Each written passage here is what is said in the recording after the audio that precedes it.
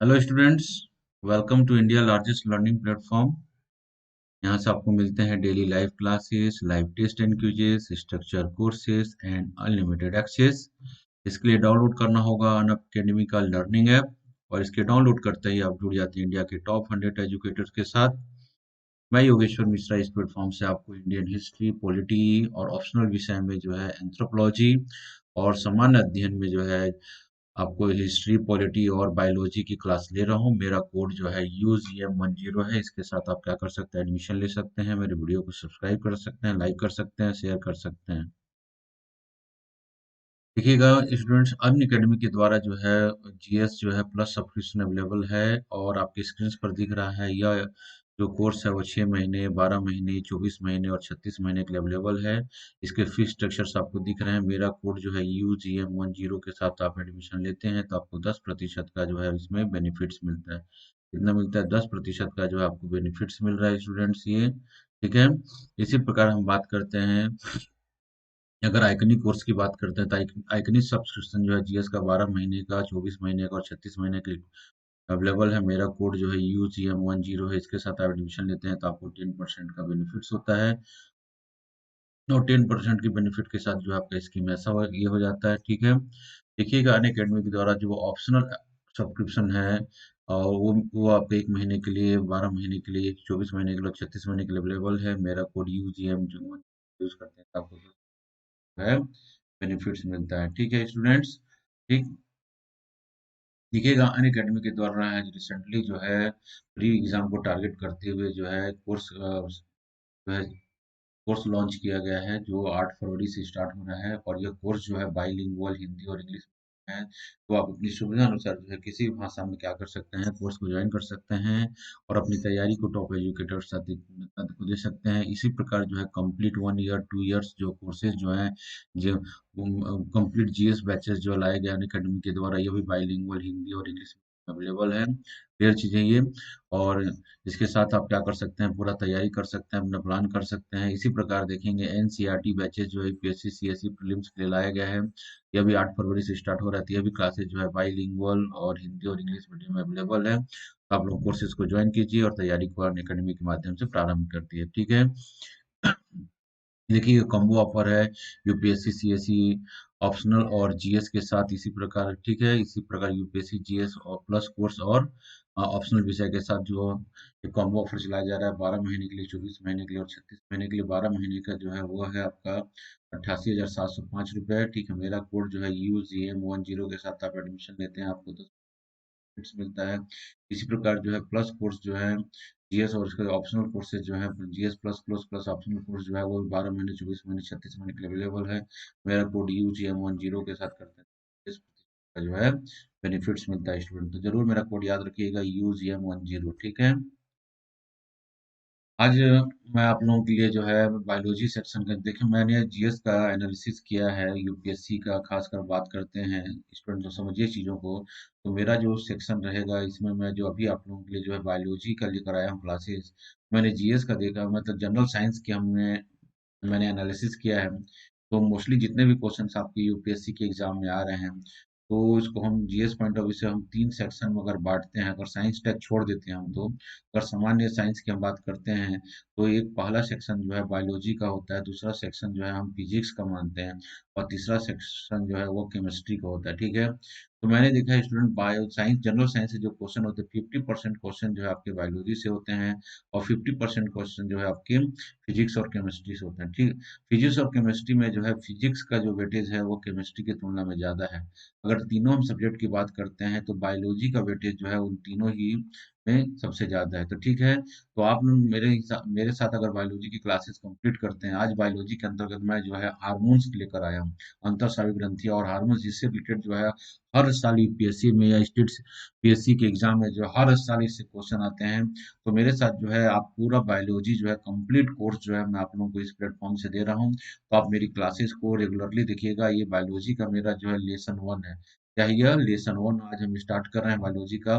और यह जो लेसन स्टार्ट कर रहे हैं हम अंतःस्रावी ग्रंथियां और उसके हार्मोन से कर रहे हैं, ठीक है। तो आप मेरे साथ बने रहिए। इसके साथ जो दूसरा लेसन आएगा, वह पाचन तंत्र और सर्जन तंत्र के ऊपर होगा। और उसके साथ में क्या करेंगे, क्लास के बाद में हम देखिएगा यहाँ पर 20-25 जो है क्वेश्चन लेकर आया हूँ, जो आपकी यूपीएससी के लेवल का क्वेश्चन होगा। और यूपीएससी में के प्रीवियस ईयर्स में इस प्रकार के क्वेश्चन पूछेंगे, उसको हमको कैसे सॉल्व करना है, उन सब चीजों को आज मैं डिस्कस करने वाला हूँ। ठीक है, तो वीडियो को आप जरूर देखिएगा, कंप्लीट होते तक देखिएगा। ठीक है, तो ये आपको क्या होगा, साइंस में एक अंडरस्टैंडिंग आपको डेवलप, जो आप लोगों को साइंस के संदर्भ में बोलते हैं ना, रटने के विषय है। तो आप इन लोग को समझिए, यह समझिए, और समझने के आधार पर क्या करेंगे, आप लोग जो बुक से पढ़ते हैं और आपका कॉन्सेप्ट क्लियर नहीं होता है, तो आज मेरे माध्यम से आप इसको पढ़िए। और अंतःस्रावी ग्रंथि और हार्मोन्स के संदर्भ में आपके सारे क्वेश्चन बनेंगे। ठीक है, तो आज हम जो है हार्मोन्स को स्टार्ट कर रहे हैं। ठीक है, क्या स्टार्ट कर रहे हैं, अंतःस्रावी ग्रंथियां और हार्मोन्स को स्टार्ट कर रहे हैं। ठीक है, तो स्टूडेंट याद रखिएगा आप लोग कि हार्मोन्स का जो श्रवण होता है ना, सिक्रेशन होता है, श्रवण जो है वो किसके माध्यम से होता है, ये ग्लैंड्स के माध्यम से होता है। कौन से ग्लैंड्स के द्वारा, एंडोक्राइन ग्लैंड्स के माध्यम से होता है। किसके द्वारा होता है, अंतःस्रावी ग्रंथियों के द्वारा जो है वो हार्मोन्स का सिक्रेशन होता है। क्लियर चीज है ये, याद रखिएगा इस चीजों को। ठीक, तो इंडोक्राइन ग्लैंड्स के द्वारा जो है हार्मोन्स का सिक्रेशन होता है। ठीक है, तो सबसे पहले हम देखते हैं, देखिए कोई क्वेश्चन आपके इसी से आ जाता है कि इनमें से कौन सी ग्रंथियां जो है अंतःस्रावी ग्रंथियां हैं, कौन सी ग्रंथियां जो है बहिःस्रावी ग्रंथियां हैं। ठीक है, तो हम ग्रंथियों को देखते हैं कि हमारे शरीर में जो है ग्लैंड्स जो है कितने प्रकार के होते हैं। ग्लैंड्स का काम क्या होता है, सिक्रेशन। ये क्या करते हैं, सिक्रेशन का ही काम करते हैं, श्रवण का ही काम करते हैं। ठीक है, तो ग्रंथियों को हम हमारे शरीर में जो पाई जाने वाली ग्रंथियां, मेनली जो ग्रंथियां हैं वह 3 प्रकार से होती हैं। कौन कौन सा, अ, बहिःस्रावी ग्रंथियां होती हैं, अंतःस्रावी ग्रंथियां होती हैं, और तीसरा जो इस प्रकार की ग्रंथि है जो अंतःस्रावी और बहिःस्रावी दोनों का ही काम करती है, दोनों ही प्रकार के कार्य करती है, उसको हम बोलते हैं मिश्रित ग्रंथि कहते हैं। उसको क्या कहते हैं, हम मिश्रित ग्रंथि कहते हैं। ठीक है, तो देखेंगे कि बहिःस्रावी ग्रंथि क्या होती है। ठीक है, तो बहिर्स्रावी ग्रंथियां वह ग्रंथियां होती हैं जो अपने स्राव को या अपने सिक्रेशन को जो है वाहिनियों के माध्यम से लक्ष्य अंग तक पहुंचाने का कार्य करती है, टारगेट ऑर्गन तक। मान लीजिए एंडोक्राइन ग्लैंड्स है, ये बहिर्स्रावी एक्सोक्राइन ग्लैंड्स हैं।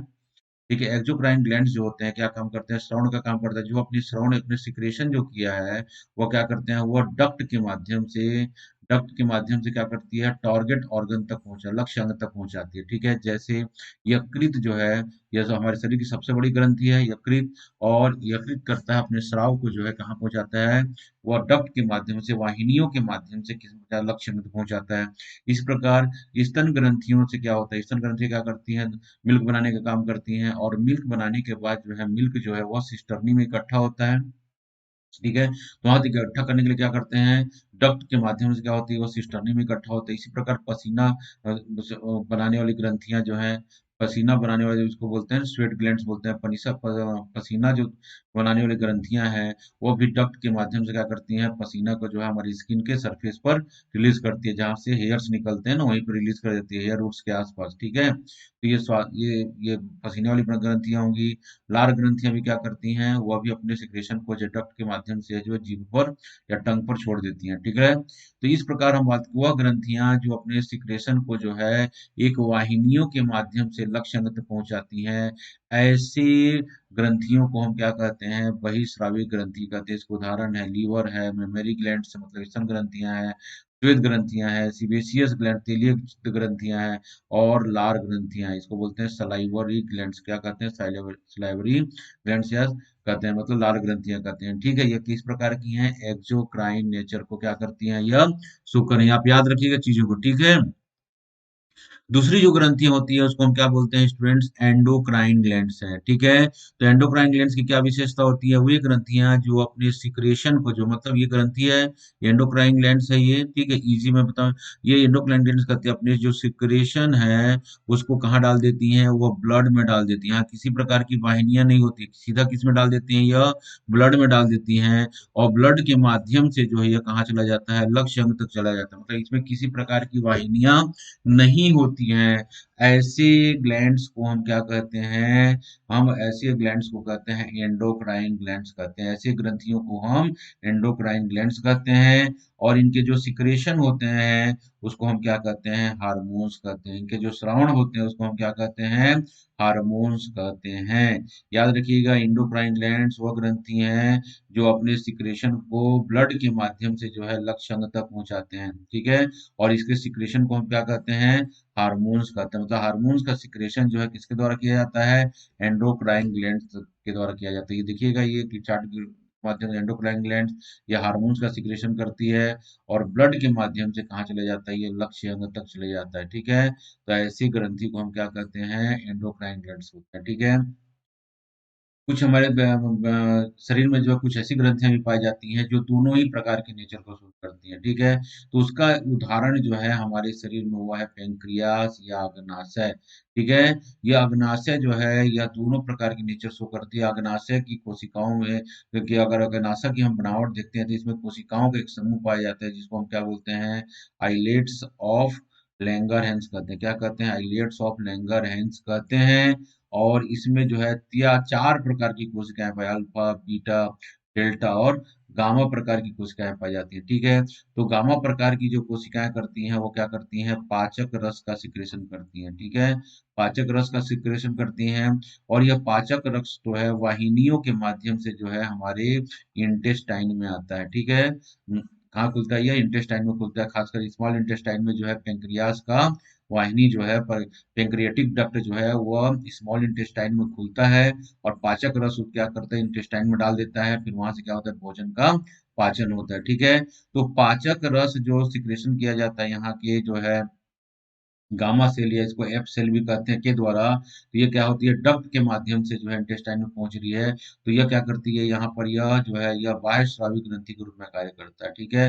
लेकिन अल्फा और बीटा और गामा सेल जो है क्या करती है, यह हार्मोन्स का सिक्रेशन करती है, और अपने स्राव को जो है सीधा किसी में भी डाल देते हैं, या ब्लड में डाल देते हैं, और ब्लड के माध्यम से यह लक्ष्य अंग तक जाता है। इस नेचर में क्या हो जाएगी, यह एंडोक्राइन ग्लैंड हो गई, एंडोक्राइन ग्लैंड्स हो जाएगा, ठीक है। तो अल्फा बीटा और डेल्टा सेल के संदर्भ में ये क्या है, एंडोक्राइन ग्लैंड्स है। और गामा सेल की या एफ सेल की में क्या है, यह एक्सोक्राइन ग्लैंड, इसलिए इसको क्या बोलते हैं, हम मिश्रित ग्लैंड करते हैं, ठीक है। तो पेंक्रिया आगे सुनेंगे कि पेंक्रियाज जो एंडोक्राइन के रूप में अल्फा बीटा और डेल्टा कोशिकाओं के द्वारा किस प्रकार का हार्मोन्स का यह सिक्रेशन करती है। तो याद रखिएगा, पेंक्रियाज जो है हमारे शरीर में क्या है, वह एक प्रकार का क्या है, मिश्रित ग्रंथि के रूप में कार्य करता है, ठीक है। अब देखेंगे स्टूडेंट्स, ये क्या हम बात करते हैं कुछ क्या होता है हार्मोन जो शब्द है, सबसे पहले जो हार्मोन शब्द को, तो हार्मोन शब्द को हार्मोन्स कहा स्टार्लिंग के द्वारा दिया गया, क्या किसके द्वारा दिया गया, स्टार्लिंग जो है एक साइंटिस्ट थे,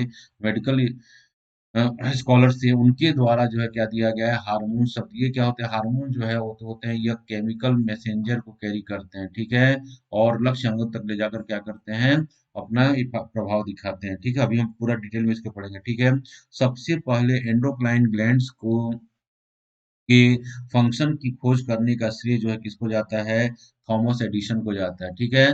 थॉमस एडिशन जो है, उन्होंने एंडोक्राइन ग्लैंड के बारे में क्या किया था, अंतःस्रावी ग्रंथि के बारे में क्या किया था, इनको डिफाइन किया था, ठीक है। तो थॉमस एडिशन को जो है फादर ऑफ एंड्रोक्राइनोलॉजी कहते हैं, क्या कहते हैं, फादर ऑफ अंतःस्रावी ग्रंथियों का जनक, अंतःस्रावी ग्रंथियों का जनक कहते हैं, क्या कहते हैं, जनक कहते हैं, किसके, थॉमस एडिशन को, ठीक है। जबकि हार्मोन शब्द किसने दिया है, स्टार्लिंग ने दिया है। स्टार्लिंग ने क्या दिया है, हार्मोन्स टर्म्स को दिया है। याद रखिएगा, लोअर यूपीएससी का क्वेश्चन, यूपीपीसीएस के मेंस के एग्जाम में क्वेश्चन आया, वहां का मेंस जो ऑब्जेक्टिव पैटर्न में होता है, ठीक है, जीएस का पेपर। तो हार्मोन्स के लक्षण क्या होते हैं, हार्मोन्स क्या होते हैं, केमिकली मैसेंजर्स होते हैं। हार्मोन क्या होते हैं, देखिएगा, हार्मोन्स जो है अंतःस्रावी ग्रंथियों द्वारा स्रावित होते हैं, और इनका त्याग जो है सीधा रक्त में किया जाता है। और हार्मोन्स के लक्ष्य अंग जो हैं वह थोड़ा दूर स्थित होते हैं, जहां से सिक्रेशन होता है ना, वहां से दूर स्थित होते हैं। मोस्टली हार्मोन्स जो हैं वह जल में विलय होते हैं, मोस्टली हार्मोन्स जल में विलय होते हैं, ठीक है, याद रखिएगा। हार्मोन्स अपना कार्य करने के बाद जो है वह नष्ट हो जाते हैं, या उनका उत्सर्जन कर दिया जाता है। हार्मोन्स की अल्प मात्रा भी क्रियाओं के लिए प्राप्त होती है। हार्मोन जो है प्रोटीन, अमीनो अम्ल, स्टेरॉइड्स, ग्लाइकोप्रोटीन्स और एमाइंस के बने होते हैं, याद रखिएगा, एमाइंस के भी बने होते हैं, ठीक है। हार्मोन जो है यह शीघ्रता से विसरणशील होते हैं, ठीक है। कुछ हार्मोन जो है लक्ष्य अंग पर कार्य करते हैं, और कुछ हार्मोन जो है रासायनिक क्रियाओं का नियंत्रण, मतलब ये शरीर के क्या करते हैं, मेटाबॉलिक क्रियाओं को क्या करते हैं, रेगुलेट करने का काम करते हैं। आप याद रखिएगा चीजों को, ठीक है। तो हार्मोन्स के क्या है, यह कार्य होते हैं, ठीक है। देखिए क्वेश्चंस आते हैं कि कौन सा हार्मोन्स किस प्रकार के नेचर, तो हार्मोन्स की जो हम केमिकल नेचर देखते हैं, तो हार्मोन्स जो है अमीनो अम्ल के बने होते हैं। ऐसे कौन से हार्मोन्स जो अमीनो अम्ल के बने होते हैं, वह थायरॉक्सिन है। क्या है, थायरॉक्सिन जो हार्मोन्स है वह एमिनो एसिड का बना होता है, ठीक है। एमाइंस के कौन, जिनको कैटिकोलेमिन्स भी कहा जाता है, तो एड्रेनिन और नॉन एड्रेनिन जो हार्मोन्स हैं यह एमाइंस होते हैं, याद रखिएगा, रट लीजिएगा इसको। स्टेरॉइड किस प्रकार के होते हैं, मोस्टली जो सेक्स हार्मोन्स हैं वह स्टेरॉइड्स होते हैं। कॉर्टिसोल भी स्टेरॉइड्स है, एल्डोस्टेरॉन भी एस्टेरॉइड्स हैं, ठीक है। ग्लाइकोप्रोटीन कौन से हार्मोन्स होते हैं, तो TSH, FSH और LH जो है, यह जो है ग्लाइकोप्रोटीन हार्मोन्स होते हैं, क्लियर है। प्रोटीन हार्मोन्स कौन होते हैं, तो देखिएगा बेसोप्रेसिन, इसको एडीएच हार्मोन्स भी कहते हैं, क्या कहते हैं इसको, एडीएच हार्मोन्स भी कहते हैं। बेसोप्रोसिन, ऑक्सीटोसिन और प्रोलैक्टिन जो हार्मोन्स हैं वह क्या होते हैं, वह प्रोटीन्स होते हैं। तो कहने का मतलब है हार्मोन्स अमीनो एसिड भी हैं, एमाइंस भी होते हैं, स्टेरॉइड्स भी होते हैं, ग्लाइकोप्रोटीन्स भी होते हैं और प्रोटीन्स भी होते हैं। हार्मोन्स का क्या है, यह केमिकल नेचर है। तो कौन कौन से हार्मोन्स क्या है, जनरली आपका क्वेश्चन आता है कि लिंग सेक्स हार्मोन्स किसको क्या होते हैं, तो स्टेरॉइड होते हैं, याद रखिएगा। टीएसएच के संदर्भ में आता है तो क्या होता है, ग्लाइकोप्रोटीन, थायराइड स्टिमुलेटिंग हार्मोन्स है। प्रोटीन क्या होते हैं, वेसोप्रेसिन जनरली क्या है, यह प्रोटीन हार्मोन्स होते हैं, ठीक है। ऐसे आप लोग इसको याद कर लीजिएगा। तो हार्मोन्स क्या होते हैं, केमिकल नेचर में अमीनो एसिड भी होते हैं, एमाइंस भी हैं, स्टेरॉइड्स भी हैं, ग्लाइकोप्रोटीन्स भी हैं और प्रोटीन्स भी हैं, क्लियर चीज है ये। तो हार्मोन्स जो हम ले करते हैं वह भोजन में नहीं होते, ये शरीर में ही अंतःस्रावी ग्रंथियों द्वारा या कुछ अन्य ग्रंथियों द्वारा जो है कोशिकाओं के द्वारा ही क्या होते हैं, स्रावित किए जाते हैं, ठीक है। यह रासायनिक स्तर पर क्या होते हैं, स्टेरॉइड्स होते हैं, प्रोटीन होते हैं, माइंस होते हैं, ठीक है, आपको मैं बताया हूँ ये, ठीक है, क्लियर चीज है ये, ठीक। कुछ हार्मोन शरीर की जो है सारी कोशिकाओं से पृथक सुनिश्चित प्रभाव होते हैं, ठीक है। ये अपना हार्मोन जो है ब्लड के माध्यम से जो है ये अपने लक्ष्य अंग तक जाते हैं और अपना प्रभाव दिखाते हैं, क्लियर चीज है ये, ठीक। और हार्मोन्स जो होते हैं वो फीडबैक मैकेनिज्म के द्वारा अपना कार्य करते हैं, किसके द्वारा कार्य करते हैं, फीडबैक मैकेनिज्म के द्वारा कार्य करते हैं। तो फीडबैक मैकेनिज्म क्या होता है देखेंगे, फीडबैक मैकेनिज्म क्या होता है देखिएगा, इनका जो मैकेनिज्म है, इनका जो कार्य विधि है, हार्मोन्स का जो कार्य विधि है उसको हम क्या बोलते हैं, फीडबैक मैकेनिज्म। क्या कह रहे हैं उसको हम, फीडबैक मैकेनिज्म कह रहे हैं, क्या कह रहे हैं हम इसको, फीडबैक मैकेनिज्म कह रहे हैं, इसको ध्यान रखिएगा, ठीक है। तो कैसे काम होता है, देखिए मान लीजिए एक हार्मोन्स की हम बात कर रहे हैं, कुछ एक हार्मोन्स की हम बात कर रहे हैं, जैसे मान लीजिए एक एंडोक्राइन ग्लैंड,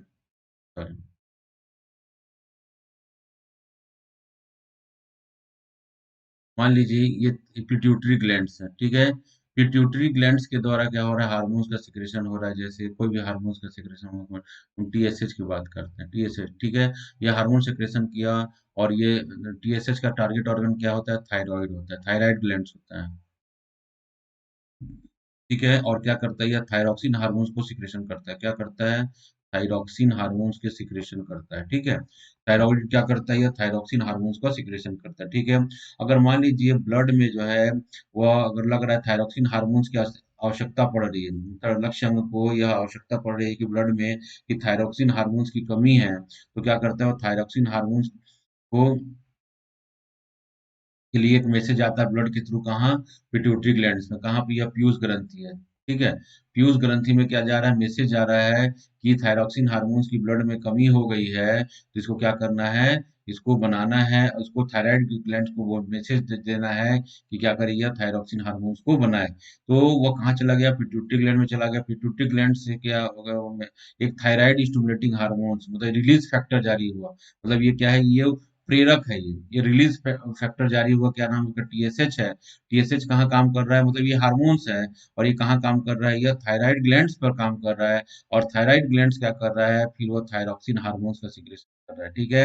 अगर मान लीजिए ब्लड में थायरॉक्सिन हार्मोन्स का क्या लक्ष्य अंग पर इसका प्रभाव खत्म हो जाता है और इसकी सांद्रता बढ़ने लग जाती है, तो क्या होता है कि नेगेटिव फीडबैक सिस्टम जाता है कि भैया यहाँ पर जो है थायरॉक्सिन हार्मोन जो है वो अपने सीमा को एक्सीड कर रहा है, इसको क्या कर रहा है, सिक्रेशन को कम कीजिए।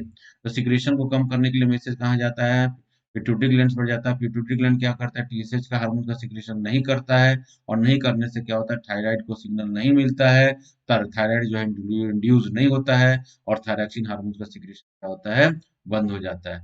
इसी विधि को हम बोलते हैं, क्या बोलते हैं, फीडबैक मैकेनिज्म। जब आवश्यकता होती है तो पॉजिटिव फीडबैक जाता है, और जब उसका आवश्यकता घट कम करने की होती है तो नेगेटिव फीडबैक जाता है, ठीक हो। इसी को बोलते हैं फीडबैक मैकेनिज्म, और इसी के आधार पर जो है क्या होता है, हार्मोन जो है कार्य करता है। क्लियर है, जिसको क्या बोलते हैं, हम फीडबैक मैकेनिज्म कहते हैं। तो मानव शरीर की जो है प्रमुख जो अंतःस्रावी ग्रंथियां हैं उसको देखेंगे, पीयूष ग्रंथि, थायराइड ग्रंथि, ठीक है, एड्रिनल ग्लैंड्स होते हैं, पैराथायराइड ग्लैंड्स होते हैं, थाइमस ग्लैंड्स होते हैं, पिनियल ग्रंथि होती है, अग्नाशय में होते हैं ना, पेंक्रियास भी एंडोक्राइन ग्लैंड्स की भांति क्या काम करता है, ठीक है। फिर गोनेट्स होते हैं, और प्लेसेंटा भी क्या करता है, वो जो है एंडोक्राइन ग्लैंड्स की बात, गोनेट्स में जो है मनुष्यों में, पुरुष में जो टेस्टिस, और फीमेल में जो ओवरी जो है वो क्या करती है, वह एक एंडोक्राइन ग्लैंड्स की भांति क्या करते हैं, व्यवहार करते हैं। और हार्मोन्स का, पुरुषों में टेस्टिस जो है वो पुरुष हार्मोन का सिक्रेशन करते हैं, और ओवरी जो है वो फीमेल हार्मोन्स का सिक्रेशन करती है। प्लेसेंटा के द्वारा भी क्या होता है, हार्मोन्स का सिक्रेशन किया, ये भी एक अंतःस्रावी ग्रंथि की भांति कार्य करता है, ठीक है। तो ये प्रमुख अंतःस्रावी ग्रंथियां हैं जिनके माध्यम से हमारे शरीर में क्या होता है, हार्मोन्स का सिक्रेशन होता है। उनको हम एक एक करके पढ़ते हैं, और यह जो है एग्जाम पॉइंट ऑफ व्यू से बहुत इंपॉर्टेंट होता है। तो बॉडी में लोकेशन देखेंगे तो आपको एक डायग्राम के माध्यम से समझाने की कोशिश कर रहा हूँ। देखिएगा, ये जो है पिट्यूटरी ग्लैंड्स कहाँ पाया जाता है, पिट्यूटरी ग्लैंड्स जो है देखिएगा ये कहाँ पाया जा रहा है, ये ब्रेन में, अपर ब्रेन के अग्र भाग में पाया जाता है। इसको हम पीयूष ग्रंथि कहते हैं। पीनियल बॉडी भी कहाँ पाया जाता है, ये ब्रेन में पाया जाता है, ठीक है। पैराथायरॉइड ग्रंथि जो है कहाँ पाया जा रहा है, गर्दन के पास पाया जा रहा है। थायराइड ग्रंथि भी जो है गर्दन के पास पाया जा रहा है, ठीक है। थाइमस जो ग्रंथि है देखिएगा दोनों का हार्ट के पास पाया जाता है, एक इसके पास पाया जा रहा है, हार्ट के पास जा रहा है, ठीक है। ये देखिए किडनी यहाँ पर है, यहाँ पर जो है पेंक्रियास पाया जाता है। क्या पाया जाता है, पेंक्रियास पाया जाता है, ठीक है। इंटेस्टाइन है, यह किडनी है, ठीक है। तो पेंक्रियास जो है यहाँ पे पाया जाता है, ठीक है। क्लियर चीजें। अब देखिएगा ये ओवरी है, यह भी इंडोक्राइन ग्लैंड्स की भांति व्यवहार करती है। टेस्टिस जो है यह इंडोक्राइन ग्लैंड्स की भांति क्या करता है, व्यवहार करता है। क्लियर चीजें ये, ठीक है। एंडोक्राइन ग्लैंड्स किस मैकेनिज्म पर हम काम करता है, हार्मोन जो है, एंडोक्राइन ग्लैंड्स का जो सिक्रेशन है हार्मोन जो है वो फीडबैक मैकेनिज्म के आधार पर क्या होता है, काम करता है, लक्ष्य अंग तक पहुंचता है। जैसे ही लक्ष्य अंग में इसकी जरूरत नहीं होती है तो नेगेटिव फीडबैक सिस्टम द्वारा क्या करता है, ये अपने स्राव को कमी हो जाता है, ठीक है। इस प्रोसेस को बोलते हैं नेगेटिव फीडबैक मैकेनिज्म कहते हैं। दो प्रकार के होते हैं, पॉजिटिव और नेगेटिव। पॉजिटिव के द्वारा क्या होता है, हार्मोन्स के सिक्रेशन का मैसेज आता है, और नेगेटिव के द्वारा क्या होता है, इसका बंद करने का मैसेज आता है, ठीक है। इस संदर्भ में हम पूरा क्लास को आज करते हैं, और पूरे हार्मोन्स को करेंगे, उससे रिलेटेड जो है क्वेश्चन को हम यहाँ पर सॉल्व करेंगे, जो प्रीवियस ईयर्स में कुछ क्वेश्चन आपके आए हैं, और या भविष्य में कुछ क्वेश्चन आ सकते हैं इससे रिलेटेड, ठीक है। तो सबसे पहले जो है हम किसको बोलते हैं, पीयूष ग्रंथि की बात करते हैं, ठीक है। तो पीयूष ग्रंथि को हमारे शरीर का, इसको मास्टर ग्लैंड्स कहा जाता है। क्या कहा जाता है, मास्टर ग्रंथि भी कहा जाता है, क्योंकि पीयूष ग्रंथि जो है मोस्टली जो है अंतःस्रावी ग्रंथियों पर क्या करता है, यह अपना नियंत्रण बना के रहता है, इसलिए इसको मास्टर ग्लैंड्स कहा जाता है। क्योंकि अन्य अंतःस्रावी ग्रंथियों के सिक्रेशन पर क्या करता है, अपना कंट्रोल स्थापित करता है, ठीक है। तो ऐसी ग्रंथि को हम क्या कहते हैं, मास्टर ग्रंथि कहते हैं, ठीक है। पीयूष ग्रंथि जो है देखिएगा, आप सिंपल जीएस पॉइंट ऑफ से याद रखिएगा, पीयूष ग्रंथि जो है अग्र मस्तिष्क में स्थित होता है। अग्र मस्तिष्क के डायनसेफेलॉन के, यह अग्र मस्तिष्क का एक भाग होता है डायनसेफेलॉन, उसके फर्श से लटकी हुई, कि वहां पे डायनसेफेलॉन के पास एक गड्ढा जैसी संरचना पाया जाता है, जिसको हम सेला टर्सिका कहते हैं। क्या कहते हैं, उस गड्ढे जैसे संरचना होती है जिसे सेला टर्सिका कहते हैं, उसमें वह जो है लटका रहता है। कौन लटका रहता है, पीयूष ग्रंथि लटका रहता है, ठीक है। तो पीयूष ग्रंथि कहाँ लोकेटेड है, अग्र मस्तिष्क के डायनसेफेलॉन के फर्श के बाद जो सेला टर्सिका नामक गड्ढे में क्या होता है, वह स्थित होता है। इसका भार जो है स्टूडेंट्स याद रखिएगा, ये बहुत ही छोटा होता है, लेकिन यह अपने, इसका फंक्शन बहुत इंपॉर्टेंट है, ठीक है। यह हमारे शरीर का सबसे छोटी अंतःस्रावी ग्रंथि है, सबसे जो है स्मॉलेस्ट जो है यह क्या है, एंडोक्राइन ग्लैंड्स है, स्मॉलेस्ट एंडोक्राइन ग्लैंड्स है, ठीक है। हमारे शरीर की सबसे बड़ी अंतःस्रावी ग्रंथि जो है क्या होती है, यह थायराइड होती है। सबसे बड़ी क्या होती है अंतःस्रावी ग्रंथि, थायराइड होती है, ठीक है। लेकिन सबसे बड़ी ग्रंथि कौन सी होती है, सबसे बड़ी जो है ग्रंथि बड़ी होती है वह यकृत होती है। याद कीजिएगा, सबसे बड़ी ग्रंथि जो है लीवर है, ठीक है। लेकिन सबसे बड़ी एंडोक्राइन ग्लैंड्स क्या है, थायराइड है। और सबसे छोटी एंडोक्राइन ग्लैंड जो है क्या है, वह पीयूष ग्रंथि है। अंतःस्रावी ग्रंथि सबसे बड़ी थायराइड, अंतःस्रावी ग्रंथि सबसे छोटी पीयूष ग्रंथि। लेकिन सभी ग्रंथियों में सबसे बड़ी ग्रंथि कौन सी है, अगर एक्सोक्राइन और एंडोक्राइन को छोड़ देते हैं तो ग्रंथि की हम बात करते हैं तो यकृत होता है। क्लियर चीज है ये, ठीक है। तो हम बात करते हैं स्टूडेंट, तो मनुष्य के शरीर में जो पीयूष ग्रंथि होती है वह दो भागों का बना होता है, ठीक है। तो वही पीयूष ग्रंथि जो है, पिट्यूटरी जो ग्लैंड है उसके दो पार्ट होते हैं।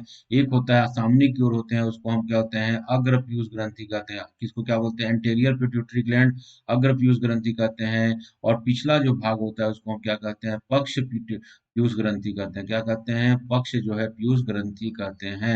इसको बोलते हैं इंग्लिश में, पीयूष ग्रंथि को क्या कहते हैं, पिट्यूटरी ग्लैंड्स कहते हैं, ठीक है। इसको मैं पीजी से स्मॉलेस्ट में दिखा रहा हूँ, ठीक है। तो अग्र पीयूष ग्रंथि होता है और पश्च पीयूष ग्रंथि होता है, ठीक है।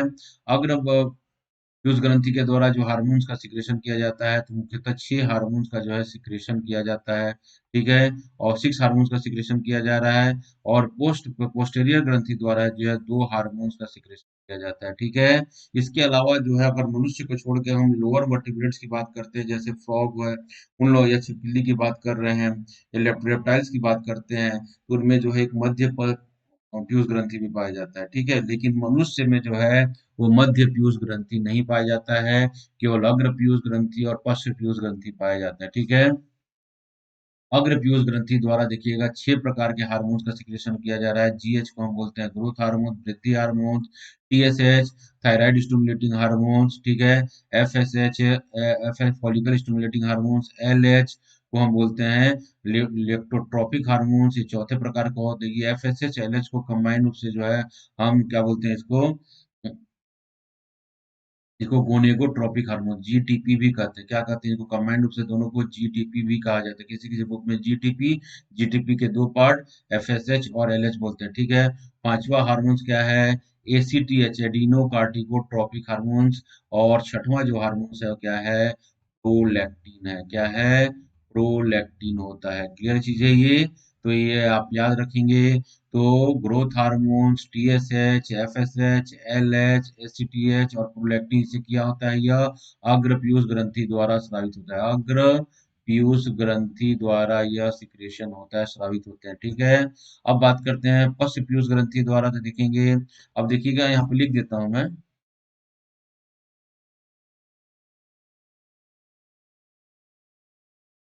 ठीक है।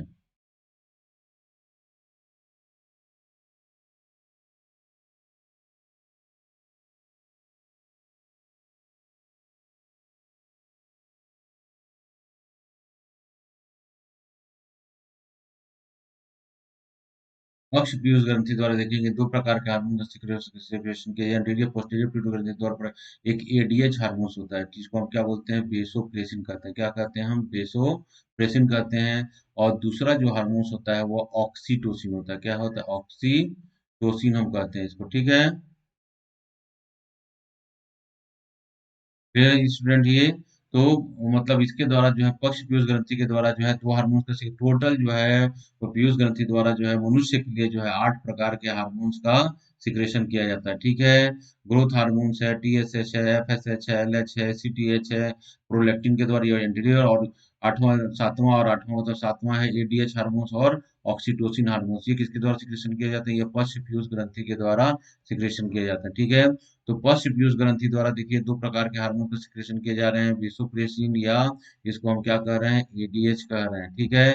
और ऑक्सीटोसिन हम किसको बोलिए, ऑक्सीटोसिन, या तो इसको पश्च पीयूष ग्रंथि द्वारा 2 प्रकार के हार्मोन का सिक्रेशन किया जा रहा है। और अग्र पीयूष ग्रंथि द्वारा किसी प्रकार, 6 प्रकार का, ठीक है। तो 6 प्रकार के सारे के नाम इसमें है, मैं भी आपको लिख लेता हूँ। यहाँ पर क्या बोले हमने, ग्रोथ हार्मोन बोलते हैं, या इसी को एसटीएच भी कहता है, सोमेटोट्रोपिक हार्मोन्स कहते हैं, कि देखिए यहाँ पे सोमेटोट्रोपिक हार्मोन्स लिखा है, ठीक है।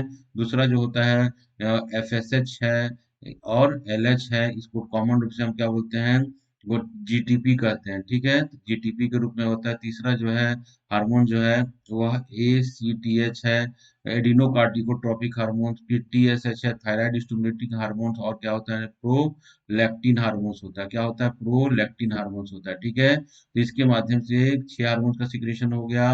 ऐसे क्वेश्चंस आपके आते हैं, अग्र पीयूष ग्रंथि द्वारा कितने प्रकार के हार्मोन, कौन कौन से हार्मोन का सिक्रेशन करते हैं, और पश्च पीयूष ग्रंथि द्वारा किन हार्मोन का सिक्रेशन होता है, ऐसे भी एग्जाम में क्वेश्चन आए हुए हैं, ठीक है। फिर चीजें तो हम देखते हैं, पीयूष पक्ष पीयूष ग्रंथि के द्वारा जो हार्मोन्स का सिक्रेशन किया जाता है उसमें दो हार्मोन्स है। या हम पहले पक्ष पीयूष ग्रंथि को देखते हैं, तो एक है वेसोप्रेसिन है, और दूसरा क्या है, ऑक्सीटोसिन है। क्या है, वेसोप्रेसिन है, और दूसरा क्या है, ऑक्सीटोसिन है, ठीक है। वेसोप्रेसिन को एडीएच भी हार्मोन्स कहा जाता है। क्या कहा जाता है, एंटी डायरेटिक हार्मोन्स कहा जाता है, ठीक है। यह वृक्क की वाहिनियों में क्या करते हैं, कोशिकाओं में जल के अवशोषण को नियंत्रित करते हैं। देखेंगे स्टूडेंट, ये जो एडीएच हार्मोन्स होते हैं, इनको हमारे शरीर में क्या बोलते हैं, वाटर मेंटेनिंग हार्मोन्स भी कहा जाता है। क्या कहा जाता है, वाटर मेंटेनिंग हार्मोन्स कहा जाता है। या इसको और क्या कहा जाता है, या इसको ऑस्मो रेगुलेटरी हार्मोन्स भी कहा जाता है। मतलब हमारे शरीर में क्या करते हैं, पानी की जल की मात्रा को नियंत्रित करने का काम करते हैं, इसलिए इसको वाटर मेंटेनिंग हार्मोन्स या ऑस्मो रेगुलेटरी हार्मोन्स भी कहा जाता है, ठीक है। ये क्या करती हैं कि हमारे शरीर से जल को क्या करती है, वह एकत्रित करके क्या होती है, शरीर में मेंटेन करने का काम करती है, ब्लड में डालने का काम करती है, ठीक है। जिससे जो है एक्स्ट्रा जो पानी जो है मूत्र के रूप में ना निकल कर क्या होता है, हमारे शरीर में बना रहता है। जब हमारे शरीर में पानी की आवश्यकता होती है, तो वह जब यूरिन का फिल्ट्रेशन होता है, तो वहां से क्या करती है, वह जल को एब्जॉर्ब कर लेती है और शरीर में क्या करता है, पानी की मात्रा को पूर्ति करता है। इसलिए इसको वाटर मेंटेनिंग हार्मोन्स भी कहते हैं, ठीक है स्टूडेंट। इस हार्मोन्स की अगर अधिकता हो जाती है तो क्या होगा, अधिकता हो जाएगी तो शरीर में जो है क्या हो जाएगा, वाटर की मात्रा बढ़ जाएगी, ब्लड में वाटर की मात्रा बढ़ जाएगी, खून का पतला हो जाएगा और ब्लड प्रेशर भी बढ़ जाता है। अगर की मात्रा अगर कम हो जाती है तो क्या हो जाएगा, बार बार जो है यूरिनल जाना पड़ेगा, बार बार जो है मतलब टॉयलेट जाने की आवश्यकता पड़ जाती है, ठीक है। तो इसकी कमी भी नुकसानदायक है, इसका अधिकता भी नुकसानदायक होता है। हार्मोन्स की कमी भी नुकसानदायक होती है, हार्मोन्स की अधिकता भी नुकसानदायक होता है। इसलिए हार्मोन्स को हमेशा बैलेंस्ड में काम करना होता है, ठीक है। तो इसकी अधिकता भी इससे क्या हो जाता है, अगर इसके हार्मोन्स की अधिकता हो जाए तो क्या हो जाएगा, ब्लड प्रेशर बढ़ जाएगा, कमी हो जाएगा तो क्या हो जाएगा, मतलब बार बार पेशाब जाने की आवश्यकता पड़ जाती है, ठीक है। यूरिनल जाने की आवश्यकता पड़ जाती है। तो इस कंडीशन को हम बोलते हैं क्या, डायबिटीज इंसिपिडस कहते हैं, ठीक है।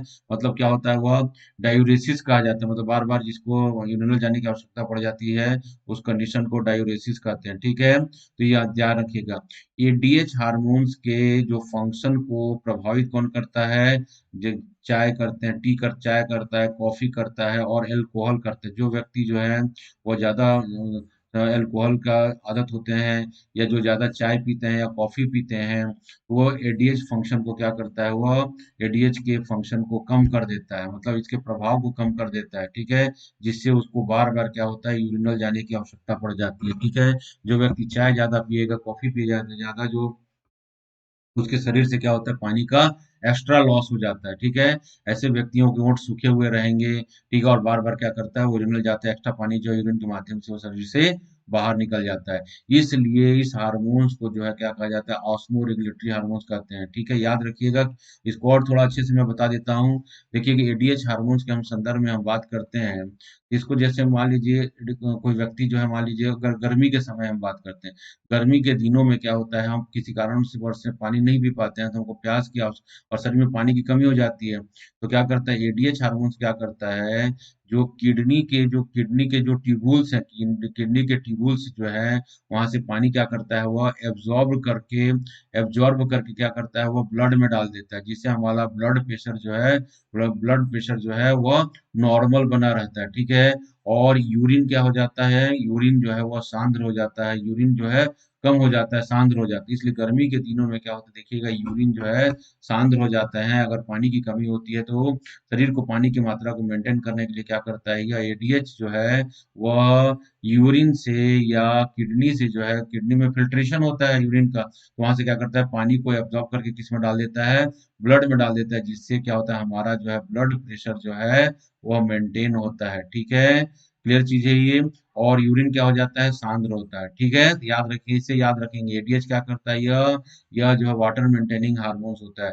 जो डेजर्ट में रहने वाले जो एनिमल्स होते हैं या मनुष्य होते हैं, जहाँ पानी की अगर कमी हो जा पाई जाती है, तो उनके ब्लड में जो है एडीएच की मात्रा जो है सामान्य की तुलना में जो है थोड़ा सा ज्यादा होता है, क्योंकि वहाँ पे वाटर की कमी होती है। तो शरीर में पानी की मात्रा को मेंटेन करने के लिए क्या होता है, एडीएच की मात्रा थोड़ा सा उनमें दूसरों की तुलना में ज्यादा होती है। याद रखिएगा इस चीजों को, ठीक है।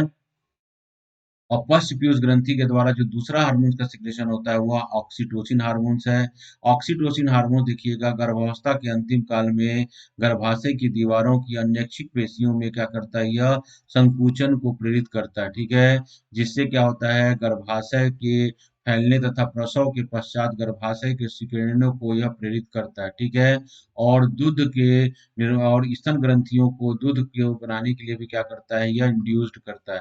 तो देखेंगे ऑक्सीटोसिन का जो कार्य होता है, क्या होता है, वह यस टाइम ऑफ डिलीवरी के समय क्या करता है, वह डिलीवरी को इजी करता है, गर्भाशय की पेशियों को संकुचन पैदा करता है, जिससे प्यूबिक सिम्फाइसिस क्या होता है, फैल जाता है और बच्चे को डिलीवरी में मदद करती है। दूसरा क्या होता है, यह मेमोरी ग्लैंड्स या स्तन ग्रंथियों के जो सेल्स हैं उनमें मिल्क के फॉर्मेशन को क्या करता है, प्रेरित करता है। ठीक है, तो यह ऑक्सीटोसिन का काम है। वेसोप्रेसिन का क्या काम है, यह क्या करता है, वाटर मेंटेनिंग हार्मोन्स है। ठीक है, याद रखेंगे ये ब्रिक की नलिकाओं से क्या करता है, पानी को एब्जॉर्ब करके ब्लड में डाल देता है। ठीक है, इसलिए इसका इसके अधिकतम में से क्या होगा, ज्यादा पानी को एब्जॉर्ब करके ब्लड में डालेगा, ब्लड प्रेशर बढ़ जाएगा। अगर कमी हो जाए तो क्या हो जाएगा, यूरिनल ज्यादा होगा, तो मतलब पानी जो है यूरिन के माध्यम से ज्यादा शरीर से लॉस हो जाएगा। क्लियर चीजें, तो आप इस चीजों के ऐसे माध्यम से इसको समझने की कोशिश करेंगे। ठीक है, इसी प्रकार हम देखते हैं अग्र पीयूष ग्रंथि के द्वारा जो हार्मोन का सिक्रेशन होता है, तो देखेंगे अग्र पीयूष ग्रंथि के द्वारा जो हार्मोन्स का सिक्रेशन हो रहा है वो कौन कौन से हार्मोन्स हैं। देखेंगे अग्र पीयूष ग्रंथि के द्वारा जो हार्मोन्स का सिक्रेशन होता है, पहले हम देख रहे हैं एसटीएच, या इसको हम क्या बोलते हैं, ग्रोथ हार्मोन्स भी कहते हैं। इसको क्या कहते हैं, हम ग्रोथ हार्मोन्स भी कहते हैं। क्या कह रहे हैं इसको, वृद्धि हार्मोन्स भी कहते हैं, वृद्धि हार्मोन्स भी कहते हैं। तो नाम से ही हमें इसको मालूम चल जा रहा है कि यह क्या करता है, यह हड्डियों के विकास को प्रेरित करता है। ठीक है, यह हार्मोन शरीर की वृद्धि, विशेषतः हड्डियों की वृद्धि को क्या कर रहा है, नियंत्रित करता है।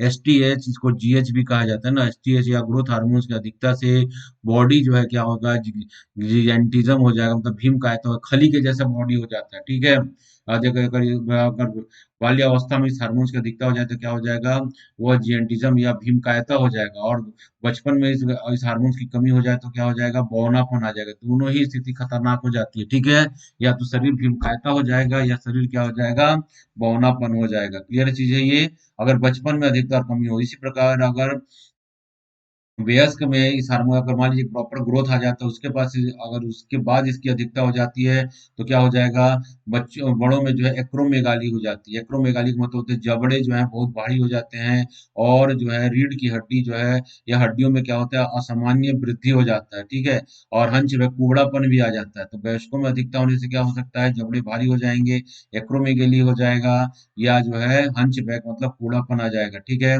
क्लियर चीजें ये चीजों को आप याद रखेंगे। ठीक है, तो ये क्या करता है, यह वृद्धि को नियंत्रित करता है। ठीक है, बच्चों में कमी हो जाए तो क्या हो जाएगा, ये बच्चा बौनापन हो जाएगा, और जब दिखता हो जाएगा तो क्या होगा, जीएनटिज्म हो जाएगा। क्लियर चीजें ये, ठीक है, तो याद रखिएगा इसको। ठीक है, अब बात करते हैं हम दूसरा हार्मोन जो है जिसको हम बोलते हैं जीटीएच, गोनेगोट्रोपिक हार्मोन जीटीएच बात किया गया है। जीटीएच को दो हार्मोन से इसमें एफएसएच है कंबाइंड रूप से, एफएसएच और एलएच को जो है कंबाइंड रूप से हम जीटीएच को हार्मोन बोलते हैं। इसको क्या करता है, गोनेडोट्रोपिक हार्मोन्स कहते हैं, मतलब ये गोनेड्स के डेवलपमेंट में हेल्प करते हैं। ठीक है, तो गोनेड्स के एफएसएच और एलएच दोनों जो है कंबाइंड रूप से क्या काम करते हैं, यह गोनेड्स के डेवलपमेंट को मेंटेन करते हैं। ठीक है, मेल में जो पुरुष में जो है मेल गोनेड्स के डेवलपमेंट को, ठीक है, मेन मेन गोनेड्स के डेवलपमेंट को, और फीमेल में जो है यह फीमेल गोनेड्स के डेवलपमेंट को क्या करते हैं, मेंटेन करते हैं। ठीक है, तो मेल गोनेड्स में क्या होता है, जैसे पेनिस और टेस्टिस हैं, उनकी कोशिकाओं को क्या करते हैं, उसको डेवलपमेंट मदद करते हैं। और फीमेल में जो है वो ओवरी है, और जो फीमेल सेक्स ऑर्गन्स हैं उनको डेवलपमेंट में क्या करते हैं, यह हेल्प करते हैं। ठीक है, तो F S H L H जो है पुरुषों में पुरुष सेक्सुअल ऑर्गन्स को, और महिलाओं में जो है महिला सेक्सुअल ऑर्गन्स को क्या करते हैं, डेवलपमेंट में इनकी महत्वपूर्ण भूमिका निभाते हैं। क्लियर चीजें, तो इस संदर्भ में समझेंगे, ठीक है। क्लियर चीजें ये, तो इसको हम और क्या करते हैं, इसकी प्रेरणा से जो है जो है मेल सेक्स हार्मोन्स का सिक्रेशन होता है, ठीक है। और इनकी प्रेरणा से जो है फीमेल सेक्स हार्मोन्स का सिक्रेशन होता है, ठीक है। तो अभी एफएसएच और एलएच को ये समझिएगा कि ये मेल और फीमेल जो है सेक्स ऑर्गन्स को या गोनेट्स को जो है डेवलपमेंट में क्या करते हैं, वह मदद करते हैं। क्लियर है। तो एफएसएच एलएच दोनों ही जरूरी होते हैं, दोनों ही अलग अलग मेल, अगर पुरुष है तो मेल सेक्स ऑर्गन, और फीमेल है तो फीमेल सेक्स ऑर्गन के डेवलपमेंट में हेल्प करते हैं। क्लियर चीजें। तीसरा जो हार्मोन है, मतलब तीसरा ऐसे चौथा हो जाएगा, क्योंकि ये जीटीएच में दो प्रकार के हार्मोन थे। अब ये हार्मोन जो है एसीटीएच है, ठीक है।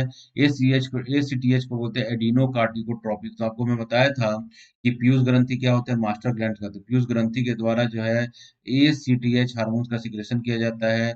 और ये सीटीएच हार्मोन क्या करता है, यह जो है एड्रिनल ग्लैंड्स को, एड्रिनल ग्लैंड, अधिभृग इसको बोलते हैं, अधिभृग ग्रंथि को क्या करता है, अधिभृग ग्रंथि को जो है हार्मोन सिक्रेशन करने में क्या करता है, हार्मोन सिक्रेशन करने के लिए प्रेरित करता है। क्या करता है, हार्मोन सिक्रेशन करने के लिए क्या करता है, उसको प्रेरित करता है। क्लियर चीज है ये, ठीक है। तो इसका क्या काम है, इसका एसीटीएच का क्या काम है, यह जो हार्मोन्स, यह जो है एड्रिनल ग्लैंड्स को क्या करता है, एड्रिनल ग्लैंड्स को एड्रिनल हार्मोन्स, जो एड्रिनल ग्रंथियों के द्वारा जो स्रावित हार्मोन्स है, मतलब एड्रिनल ग्लैंड्स के फंक्शन को क्या करता है, यह रेगुलेट करता है। क्या करता है, इसके फंक्शन को रेगुलेट करता है। इसलिए तो पीयूष ग्रंथि को क्या बोलते हैं, मास्टर ग्लैंड करते हैं। अन्य ग्रंथियों को भी क्या करता है, यह कंट्रोल करने का, नियंत्रित करने का कार्य करता है। क्लियर चीज है ये। तो एसीटीएच क्या काम करेगा, यह जो पीयूष ग्रंथि द्वारा स्रावित होता है अग्रभाग से, और यह अधिभृग ग्रंथियों के स्राव को क्या करता है, नियंत्रित करता है, ठीक है।